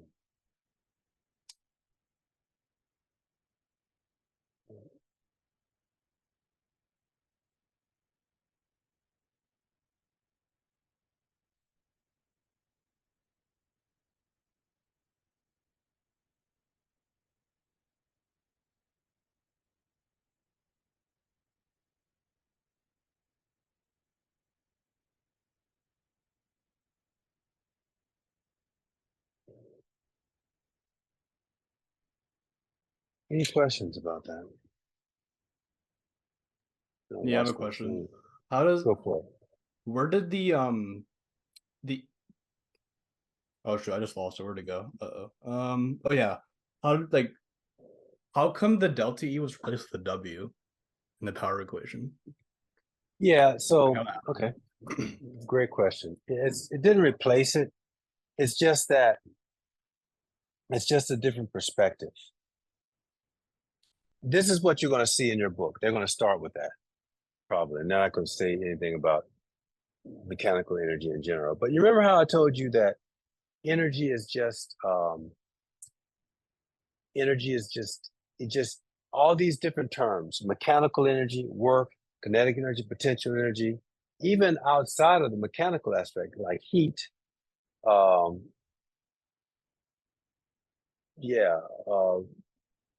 They're all the same stuff. And I think it was this class I had that kind of philosophical conversation when I talked to you about what energy was in general. Energy is everything, right? Because when you look at quantum mechanics, what quantum mechanics is suggesting is that on the Planck scale, the smallest things that exist are vibrating corpuscles of energy that we call strings, i.e. string theory, and they start to slow down and combine together and form everything that we see in the universe. Well, we have all these different names for things, right? Electromagnetic waves, matter, plasma, gas, all these things. But in the end, it's all just coming from corpuscles of energy. So everything is just energy. So now, in the context of physics, we still have these various and sundry distinctions that we're calling things: mass, matter, waves, electromagnetic waves, different types of matter, different forces. Okay. But in case of energy, we've got various kinds of ways we refer to it based on the perspective that we're considering it: work, positive work, negative work, energy of motion, energy of position, mechanical energy. But it's really the same. They're all interchangeable, just different perspective. Interchangeable in the sense that when you get down to it, it's just the same stuff. We're giving it different names because of the context in which we're using it. So in this particular form, that's how you might see it in your book when they introduce it, because they just defined the thing for you. They just defined it in terms of F dot delta X. Okay, so they're going to, if power is energy per unit of time, then the kind of energy they just defined to you was this kind. Okay. In terms of, but I could also say that power is equal to delta K over delta T. I could. It's still energy per unit of time. And what situation would that apply to? Well, maybe, athletes who are about to perform a 100-yard dash in the Olympics. Their kinetic energy will change, and the person who has the greatest power, who can do that in the short amount of time, probably is the person who's going to win. If I'm talking about burning calories, like I was with the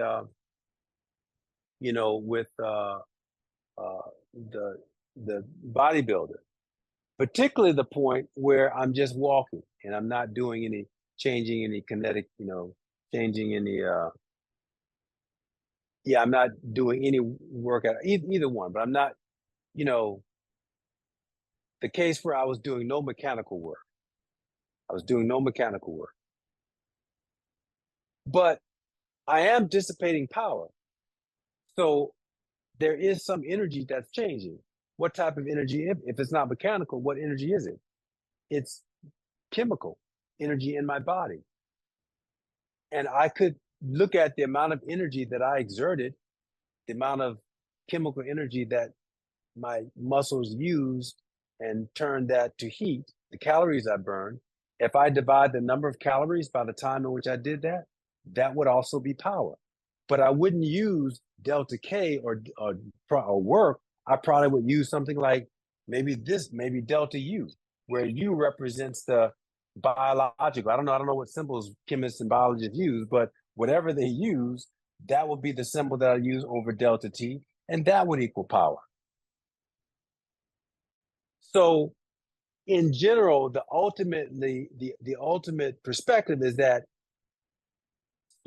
if you look at the rate at which energy is used, no matter what type of energy you're talking about, whether you're talking about mechanical, energy, work, kinetic energy, potential energy, mechanical potential, chemical potential, whatever, if it's energy divided by time, that rate is a power. And you can define it in the context of any kind of energy. So here, I just happen to be thinking of mechanical energy, which is K times U, which is why I wrote it that way. But because I wanted to make it more specific to what you're probably going to see in your textbook, I just wrote it the different way. It's still power, just from two different perspectives based on two different types of energies that are being utilized. Does that make sense?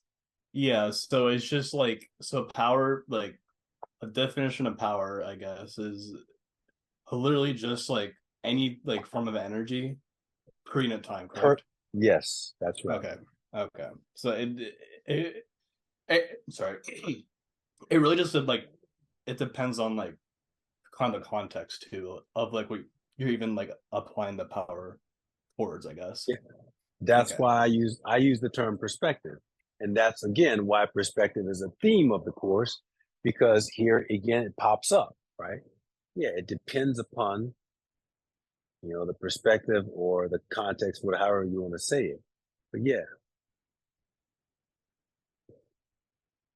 they're just giving you one specific perspective when they define power in that way. In fact, they probably don't even spend much time on it. And usually people don't at this point, at this level. Let's see what they're doing.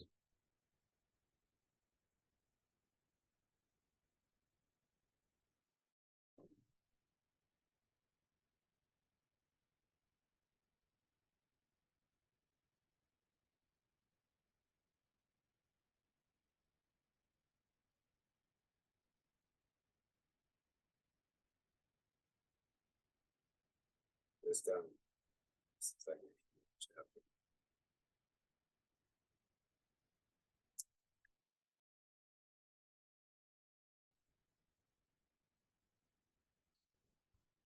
Oh yeah, they give it as delta W.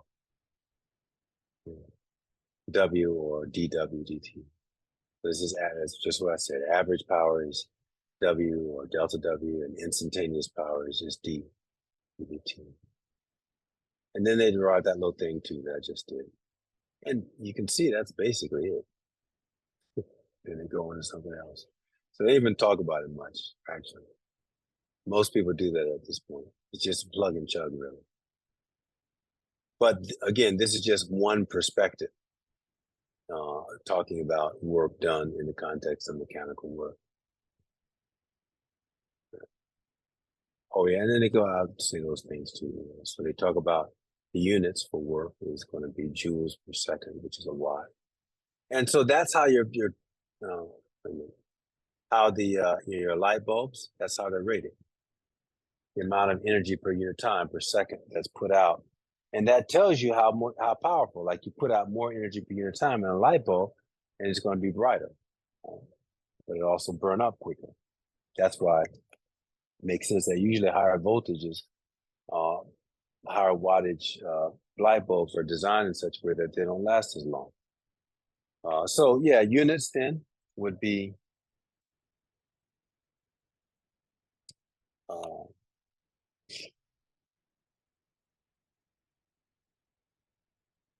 is a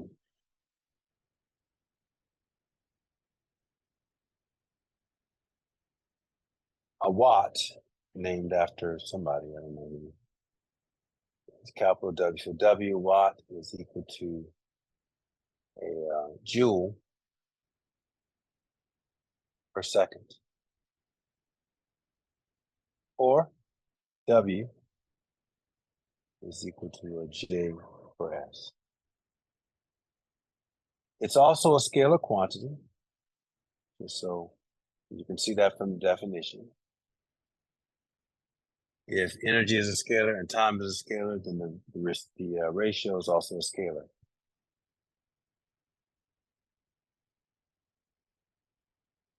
And again, I guess you could talk about, well, it's absolute value. So I don't think there's no such thing really as a negative power, because generally this is an absolute value here, right? So you can have negative and positive work, but when you're looking at the rate at which that work is used, it doesn't really make sense to talk about negative, at least not in a practical sense.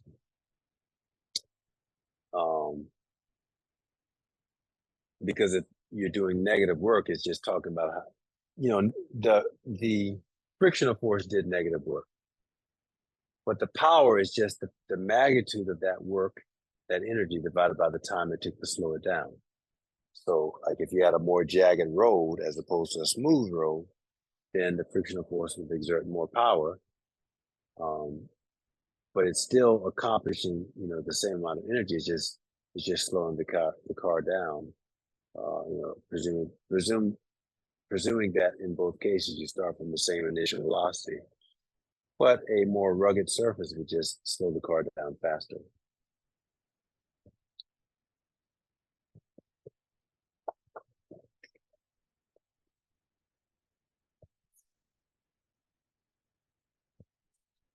Horsepower in cases of cars and stock cars, again, 0 to whatever in whatever seconds, it's measuring power when they give you those commercials. Because the change in kinetic energy is how fast you go. I mean, they're doing it in terms of speed, but if you have the mass of the car and calculate the change in kinetic energy, that time that they give you, you divide that change in kinetic energy by the time, it's going to give you units of watts. Or if you're in MKS system, but in the English system, it's horsepower. Horsepower and watts are the same thing, but just different units. And I don't know how many watts are in 1 horsepower, but right? Yeah, horsepower. That's a unit. It's an English unit. So, but it's measuring energy per unit time.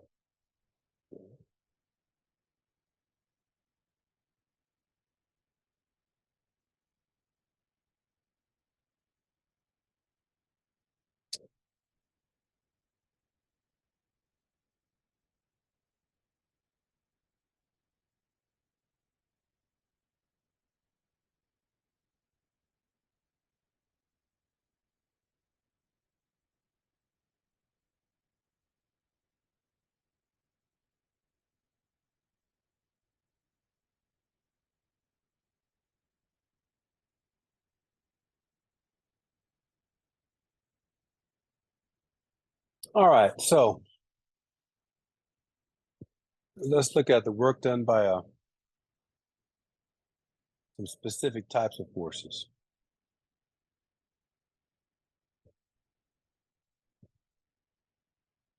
Gravity, spring force, and then a general variable force. Now, I'm going to start with the general variable force first because of the way that I want to introduce these spring and the gravity.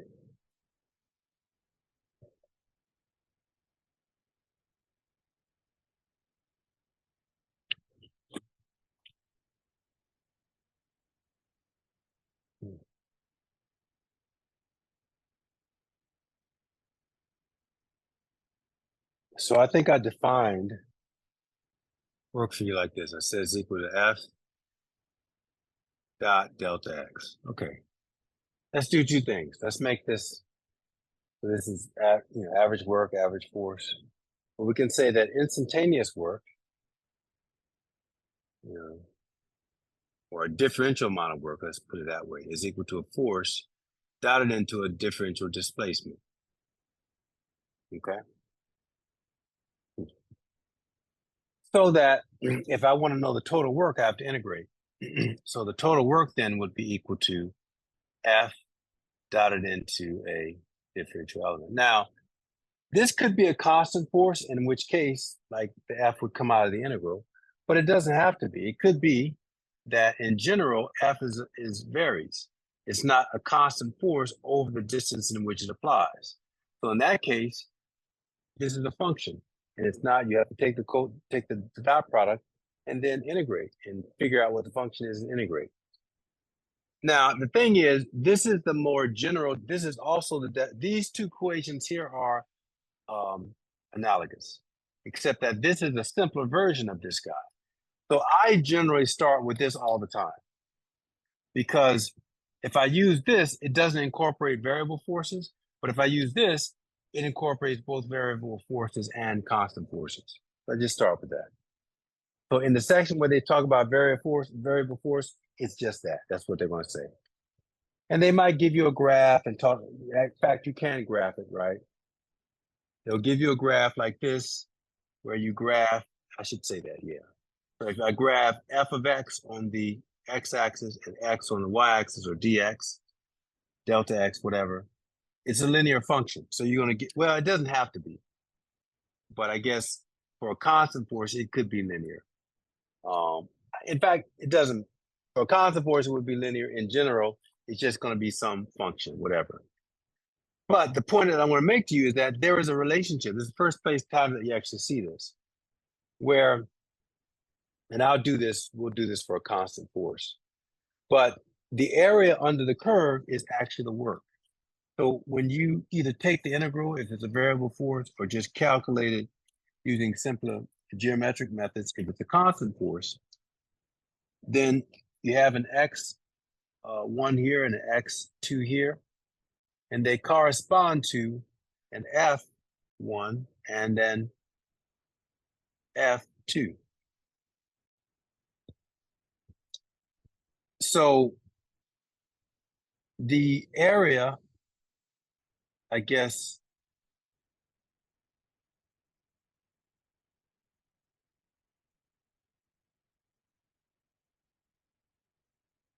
actually, you know what? Well, yeah. I guess I'm gonna make this, let's do it like this.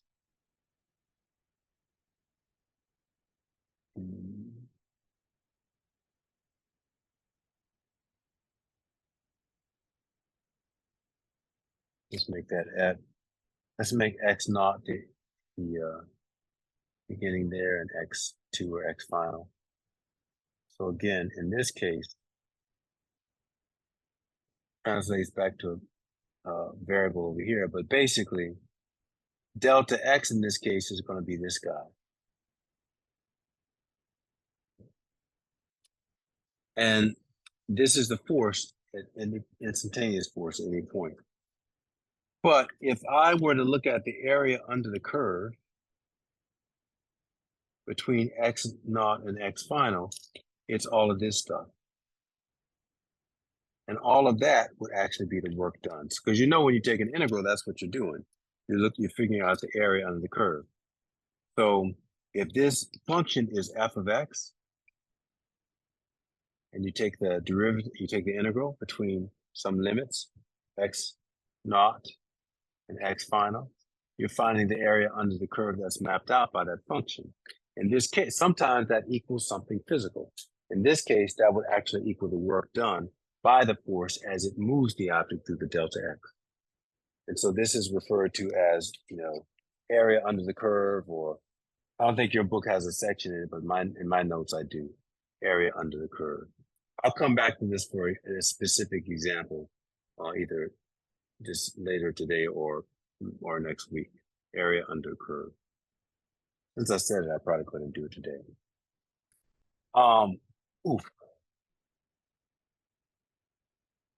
Actually, we did that.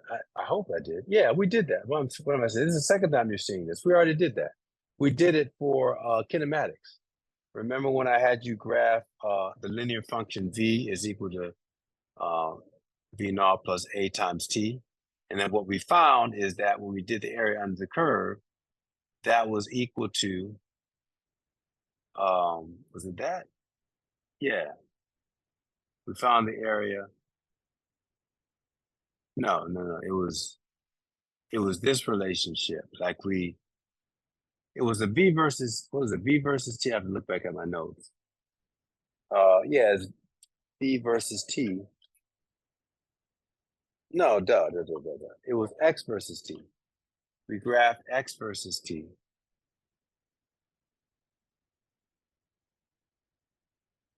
No, what? It was v versus t. And we graphed the linear function. This is what I said. So v of t is equal to v and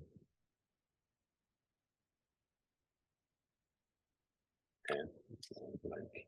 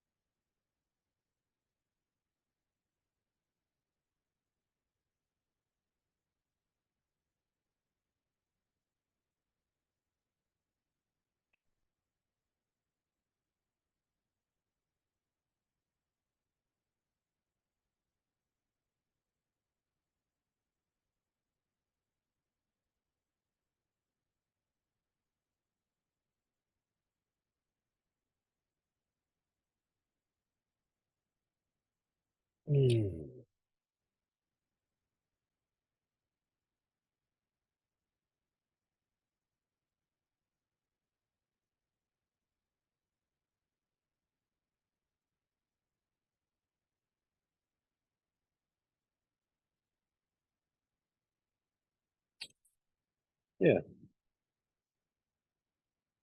it was this function, v naught plus a times t, and we got a linear function. Then I had you break it up into rectangle and triangle. And we calculated that area, and it turned out to be delta x. Yeah. So the area was equal to that. Yeah. So you've seen it before, but this is the second time you've seen it. This also has that kind of relationship where the area on. So I won't have to do that. We've already done it. Area under the curve is equal to the work done. Yeah. So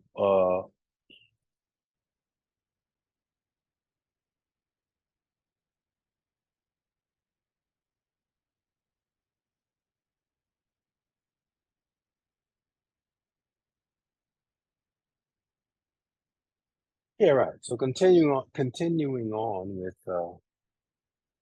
with this, we can say that.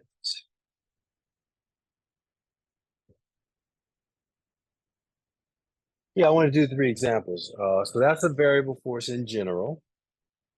Now let's apply this equation here to, first we'll do a constant force and then we'll do a simple variable force.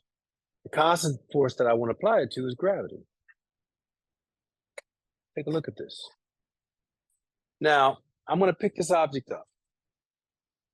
Now we can think about 2 objects, two types of force. We know there are 2 forces on this thing right now. There's a tension force up or an applied force, whatever you want to call it, and there's gravity down. I'm going to pick this up at a constant velocity, so the acceleration is 0. Now, I could look at both forces and figure out the work done by the tension force and or the work done by the gravitational force. Right now, I'm just going to focus on the gravitational force for the purpose of illustration. So I'm going to pick this thing up from height h equals 0 or y equals 0 to y equals h. Gravity is acting down. The object is moving up.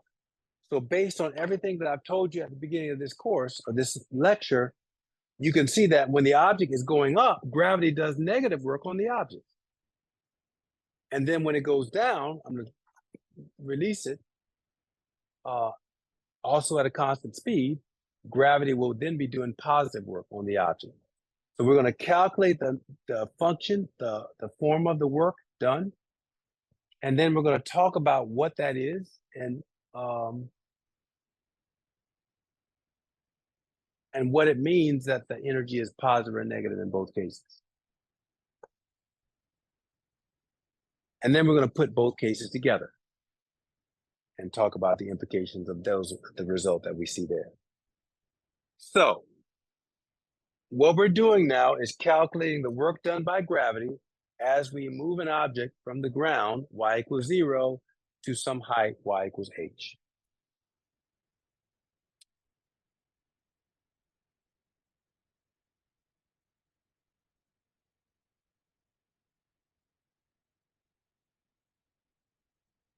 By gravity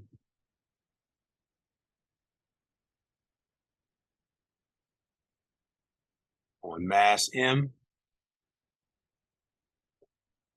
through delta y. So here, the ground, here's the mass m. I can establish a coordinate system. I'm going to pick it up. The first, part one of this illustration is that I'm going to pick it up through height h. Y final equals h, and y initial equals 0. I'm going to do that such that ay is equal to 0, meaning I'm going to have it move up at a constant velocity. V is a constant, okay? So I can either pick it up with my hand or apply a string and pick it up as it goes up, okay? That's what we're doing. And so like moving from that first position to this position, I'm going to put the dotted line, meaning that's where it's going to end up, okay? And this is y final. All right, so let's apply that equation. So the work equals the integral from 0 to h of mg vector dotted into, and my differential here is dy. dy is defined as positive going up. It's just the differential aspect of the y-axis. So up is positive and down is negative. So that's dy. Okay. The work then is equal to, do the dot product first. Always do that first. So mg is down, dy is up. So I have the magnitude of mg dy times the cosine of 180 degrees. All right. 180 degrees goes to cosine negative 180 goes to negative 1. So the negative 1 and the mg come out of the integral. So I get that I have negative mg times the integral of dy from 0 to h. Okay. What does that integrate to? Well, that just integrates to minus mg h from or y, excuse me, from 0 to h. So look at what we get. How about that? We get that the work done is equal to minus mgh.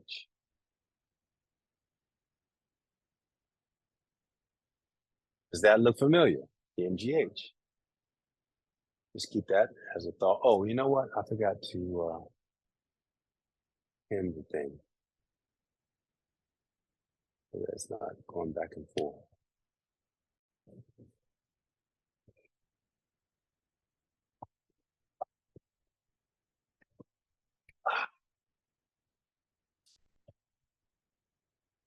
If I take it, so let's just box that in for right now. Let's go ahead and do the thing going the opposite direction, going back down. To go down, same thing. I flipped the limits. So going down,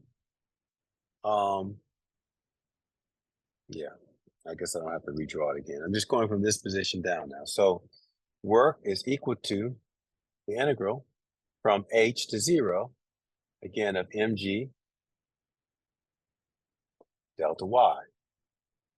Okay. Yeah. Now, so it's going to be three negative signs here, or two negative signs. So we're going to get a positive. So watch. Work, everything here is the same, h to 0. So it's going to be mg dy cosine of 180. It's still 180. Don't let that fool you, right?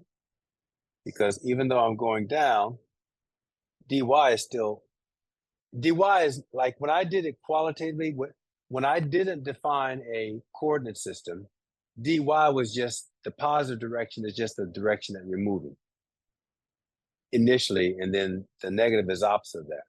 Once I define a coordinate system, I'm defining a specific positive and negative direction. So even though I'm going down, I've already defined dy as positive as being up. So don't let that throw you as well.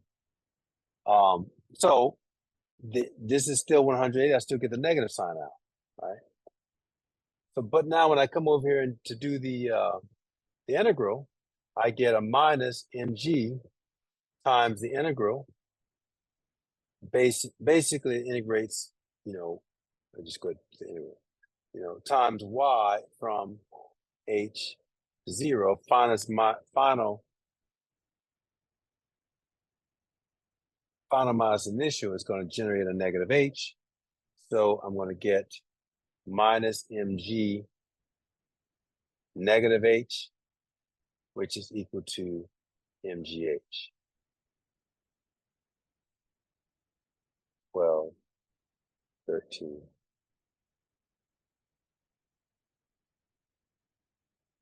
Okay.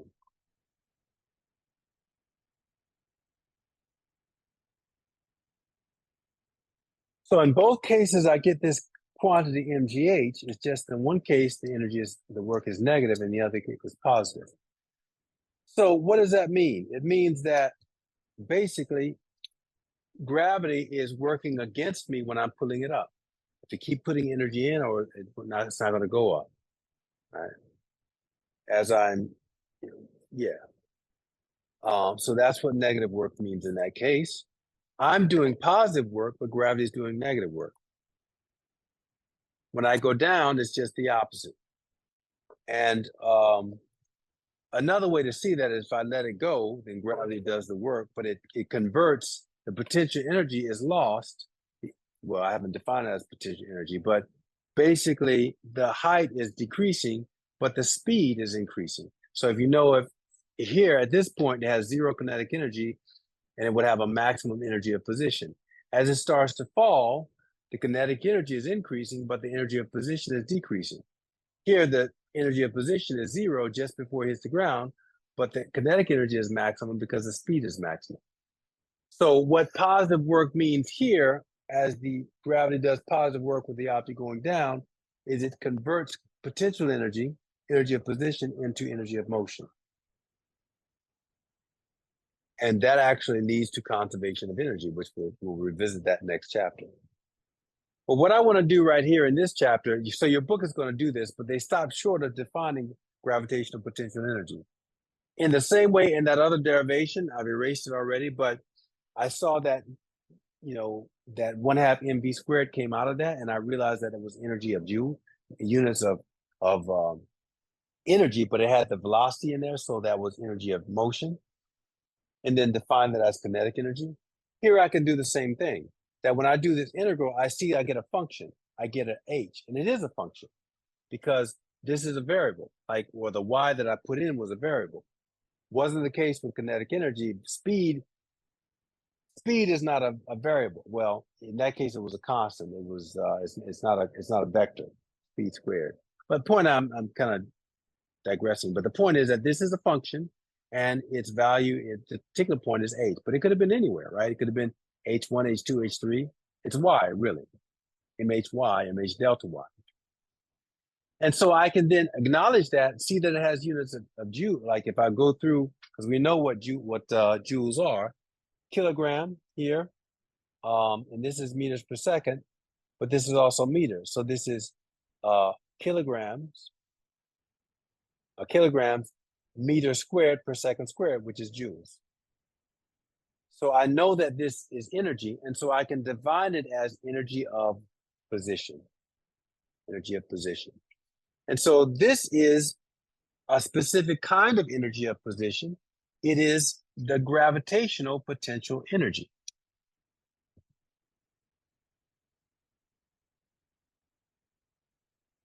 Gravitational potential energy.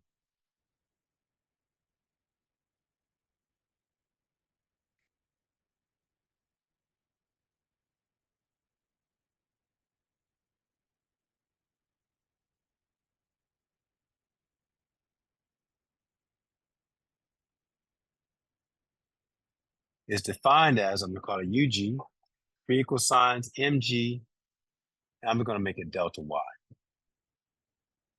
Mg delta y. Potential energy functions, and I'm going to call this the potential, it's called the potential energy, the gravitational potential energy function.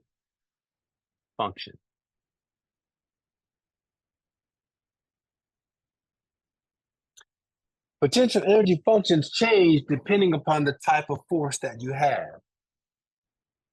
Because you're integrating force, right? You're putting the force in, you're integrating. But if you have a different type of force, a different function of force, it's going to give a different type of energy. We'll see that in the next case when we look at the force associated with the spring. the spring force. Two things I've illustrated here. Whenever I put this in, I got a function, and I can describe it as a potential energy function, okay? Now, in this case, I went straight up and straight down, like shortest distance between 2 points. But if I had taken a different path, let's say that I had taken a curved path like this, what you might realize is harder to actually see that mathematically to derive it with the integral, because you're going to have components in here of the force. The force is not going straight up or down, and gravitation will, but the force is still down, but the angle between dy and mg is changing because dy has to point along the path that you're moving. So dy, where it's one-dimensional here, in this case, dy would turn into two components, one straight up, and in the y direction, one in the x direction. So actually, it would be like a dr. So basically, it would be a dr where dr would have components dy and dx. So it becomes a little bit more complicated mathematically to work out the integral. But you already know what the answer is if you look at the symmetry here. Because if you see this result here, this result is only dependent upon constants, m, constant associated with the object, constant associated with the gravitation, and then the final position. So it doesn't matter that I do this path or this path or whatever path. In the end, if my answer is only dependent upon the endpoints, mg0 and mgh, which is delta, basically mgh, then these integrals will also give the same answer.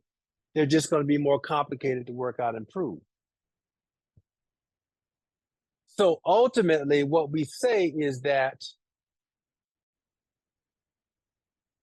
we can say that this integral shows that the work done by gravity between these 2 points is independent of path.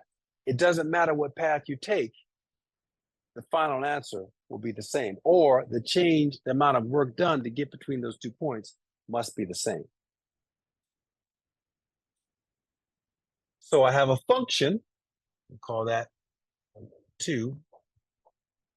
A little bit harder to show, but I can also state that the work done with this force, gravity, is path independent.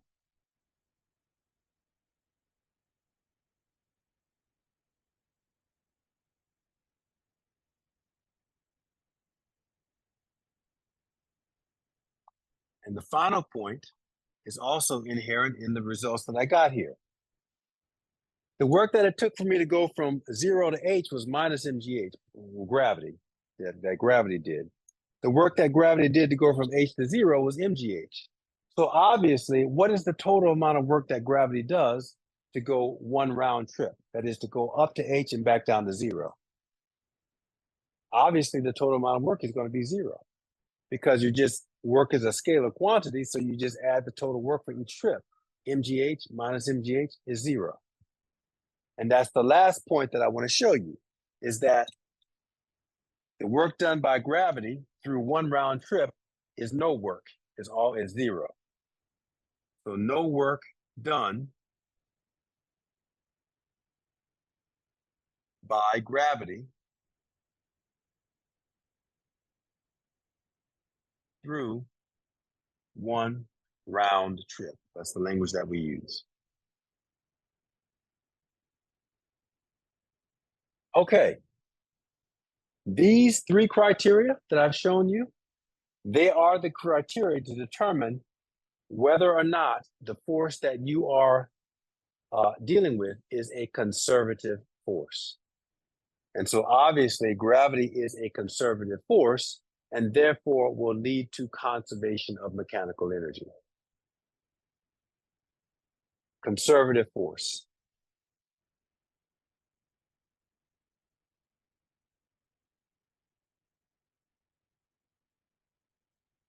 So what we say in physics is that a conservative force, what is it? It is a force that has these 3 criteria. A conservative force is 1, that when you compute the work done, it shows, it generates a function, a potential energy function. A conservative force is always also one such that the work done to move an object between 2 points is independent of path between those 2 points. And a conservative force is one in which there is no work done through one round trip of the object being being worked on by the force in question. An easier way to identify a conservative force, this is my rule of thumb, is that if a force doesn't have to, or the source of a force doesn't have to touch the object to accelerate it or do work on it, then it's going to be a conservative force. That is, I'm touching the object as I pull it up, but the source of gravity is the Earth. And there's nothing on the Earth that's touching the object or has to touch the object to do work on it. If I drop it, same thing. The only force on it, excluding drag, is the force of gravity. But there is nothing associated with the source of gravity, i.e. the Earth, or any mass, that's touching it while it's doing that. You can't say that about a contact force, for example. With friction, if there is no contact while I'm swirling this thing around, then friction is not going to do any work, right? Like, twirl around all day long, but friction is not going to do work because it's not touching it. There has to be contact, hence contact force, for gravity to do work. So any force like a friction force, normal force, drag force, viscous force, any kind of force that you can think of where there has to be touching in order for the force to apply.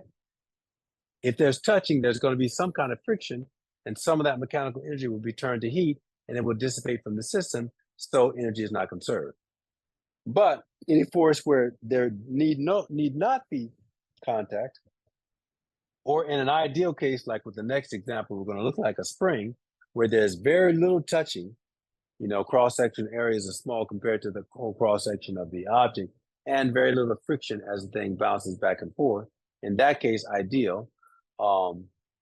Then no touching or minimal touching, negligible touching, then the force is considered conservative.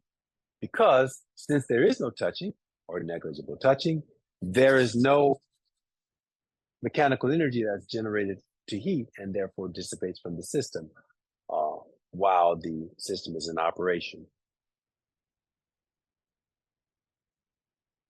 The kinds of conservative forces that we'll deal with, whether you've only dealt with one, gravity. The next one, in the next moment, we'll talk about is the ideal frictional force, conservative force, spring. But the forces next semester, electrostatic force is conservative. A magnetostatic force is conservative. Electromagnetic force is conservative because, again, the rule of thumb is they don't have to touch stuff to do work on them. And any other force that you can find in the universe that is conservative. Now, we got 4 fundamental forces. So you might ask me, is the weak and strong, strong and weak nuclear forces, are they conservative? My answer is that yes, they are, and I'll just leave it at that. Because obviously, but it's, to be honest with you, I think it's a little bit more complicated than that because we don't really know what the forces are, and so I'm saying yes, but I'm guessing. That's my intuition. But I think we're not quite sure what those forces are, actually. I'll leave it at that. They haven't been fully understood.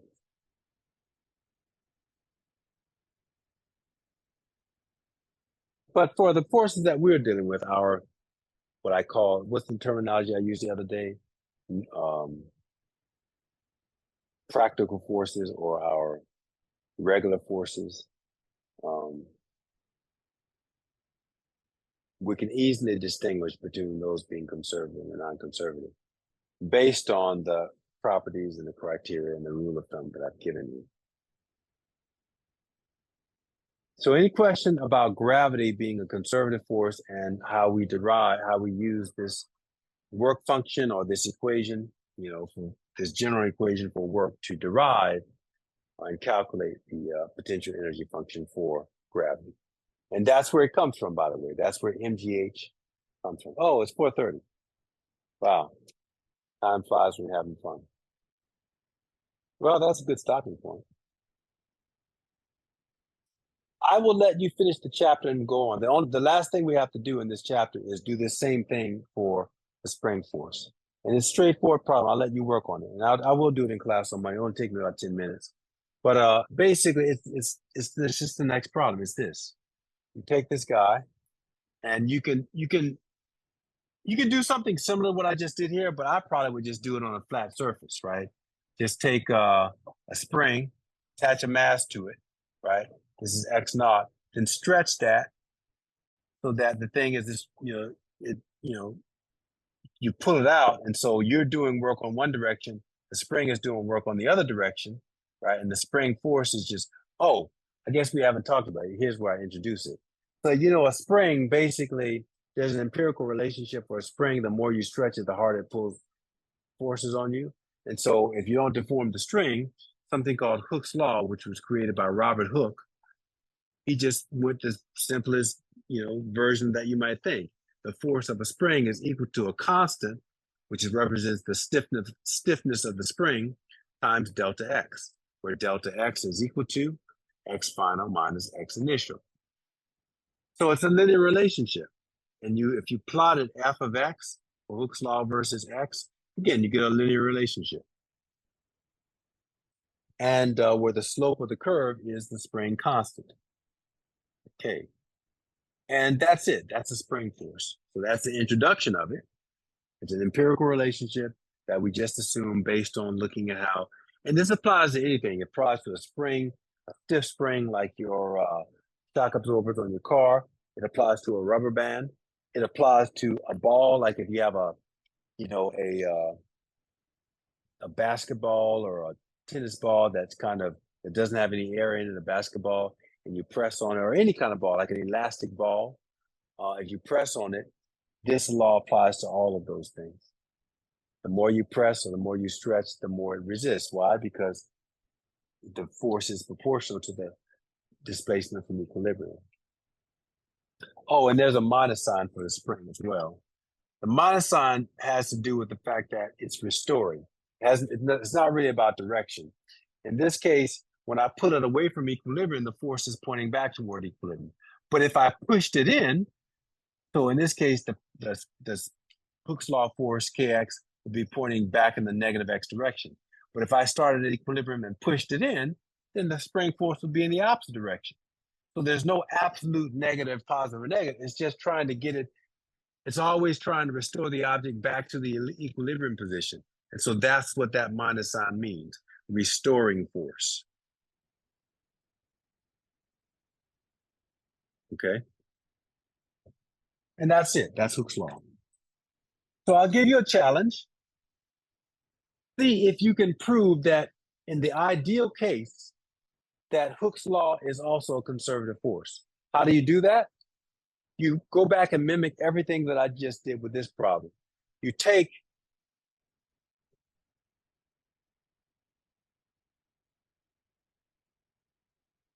start with the general definition for work. F is equal to work is equal to F, delta X. But in this case, F, and you can take the absolute value. I would do that just like I did with gravity, because the minus sign will come in terms of, when you do this dot product. But F is equal to Kx or K delta X. Or you could do Kx, and X goes from 0 to, X or whatever. That was just some value, maybe call it D. I don't know, whatever you want to call it. X to D, or whatever. But yeah, and put it in and go through the steps. Do it, pulling it out, and then going back into equilibrium. Just mimic exactly what I did with gravity, and see if you can show derive the potential energy function. Show that it's a function, it's not a constant, and then show that it doesn't matter what path you take. It would be the case. And also, you get the same answer, and also show that through one round trip, you're going to get zero energy, zero work done. And that'll show that also Hooke's law is a conservative force in the ideal case. And yeah, and that's the chapter. We can go on and continue with chapter 8. All right. Any questions, problems, troubles, gripes, and or concerns? And moving right along. Oh, I have to do that as well. Something else I got to do too. Huh? Remember to do that on Monday. All right. Cool. How you feeling? Everybody doing all right? Yep. All right. This doesn't seem that as difficult as what we went over on Monday for me personally. So, what did we go over on Monday? Can't remember. It was the we did a couple of things. I think we worked on like we did like the race car problem. I think we did. Oh like yeah. Centripetal force, and all those problems.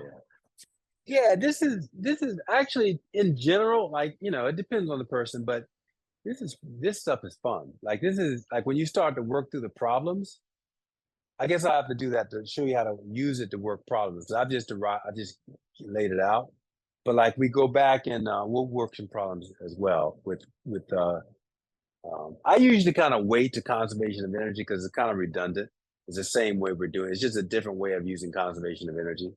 But whatever, we'll do a couple and show you that it's easier than to get, because you don't have to get acceleration, right? And all of those problems, you have to work out the centripetal acceleration when you're doing kinematics. But with energy, you can go directly to just getting the velocity. Now, it means you won't know the acceleration, but you don't have to. Because the thing about conservation is that you're just concerned about the 2 points, the final point and the initial point. You don't care about what's happening in between. That's the nice thing about energy relationships, particularly when you're dealing with conservative forces. So anyway, we'll illustrate all that. And it is a little bit, it was easier for me. So it's not surprising to me that you're finding that to be the case just from based on the presentation here. And because of that, it's kind of fun.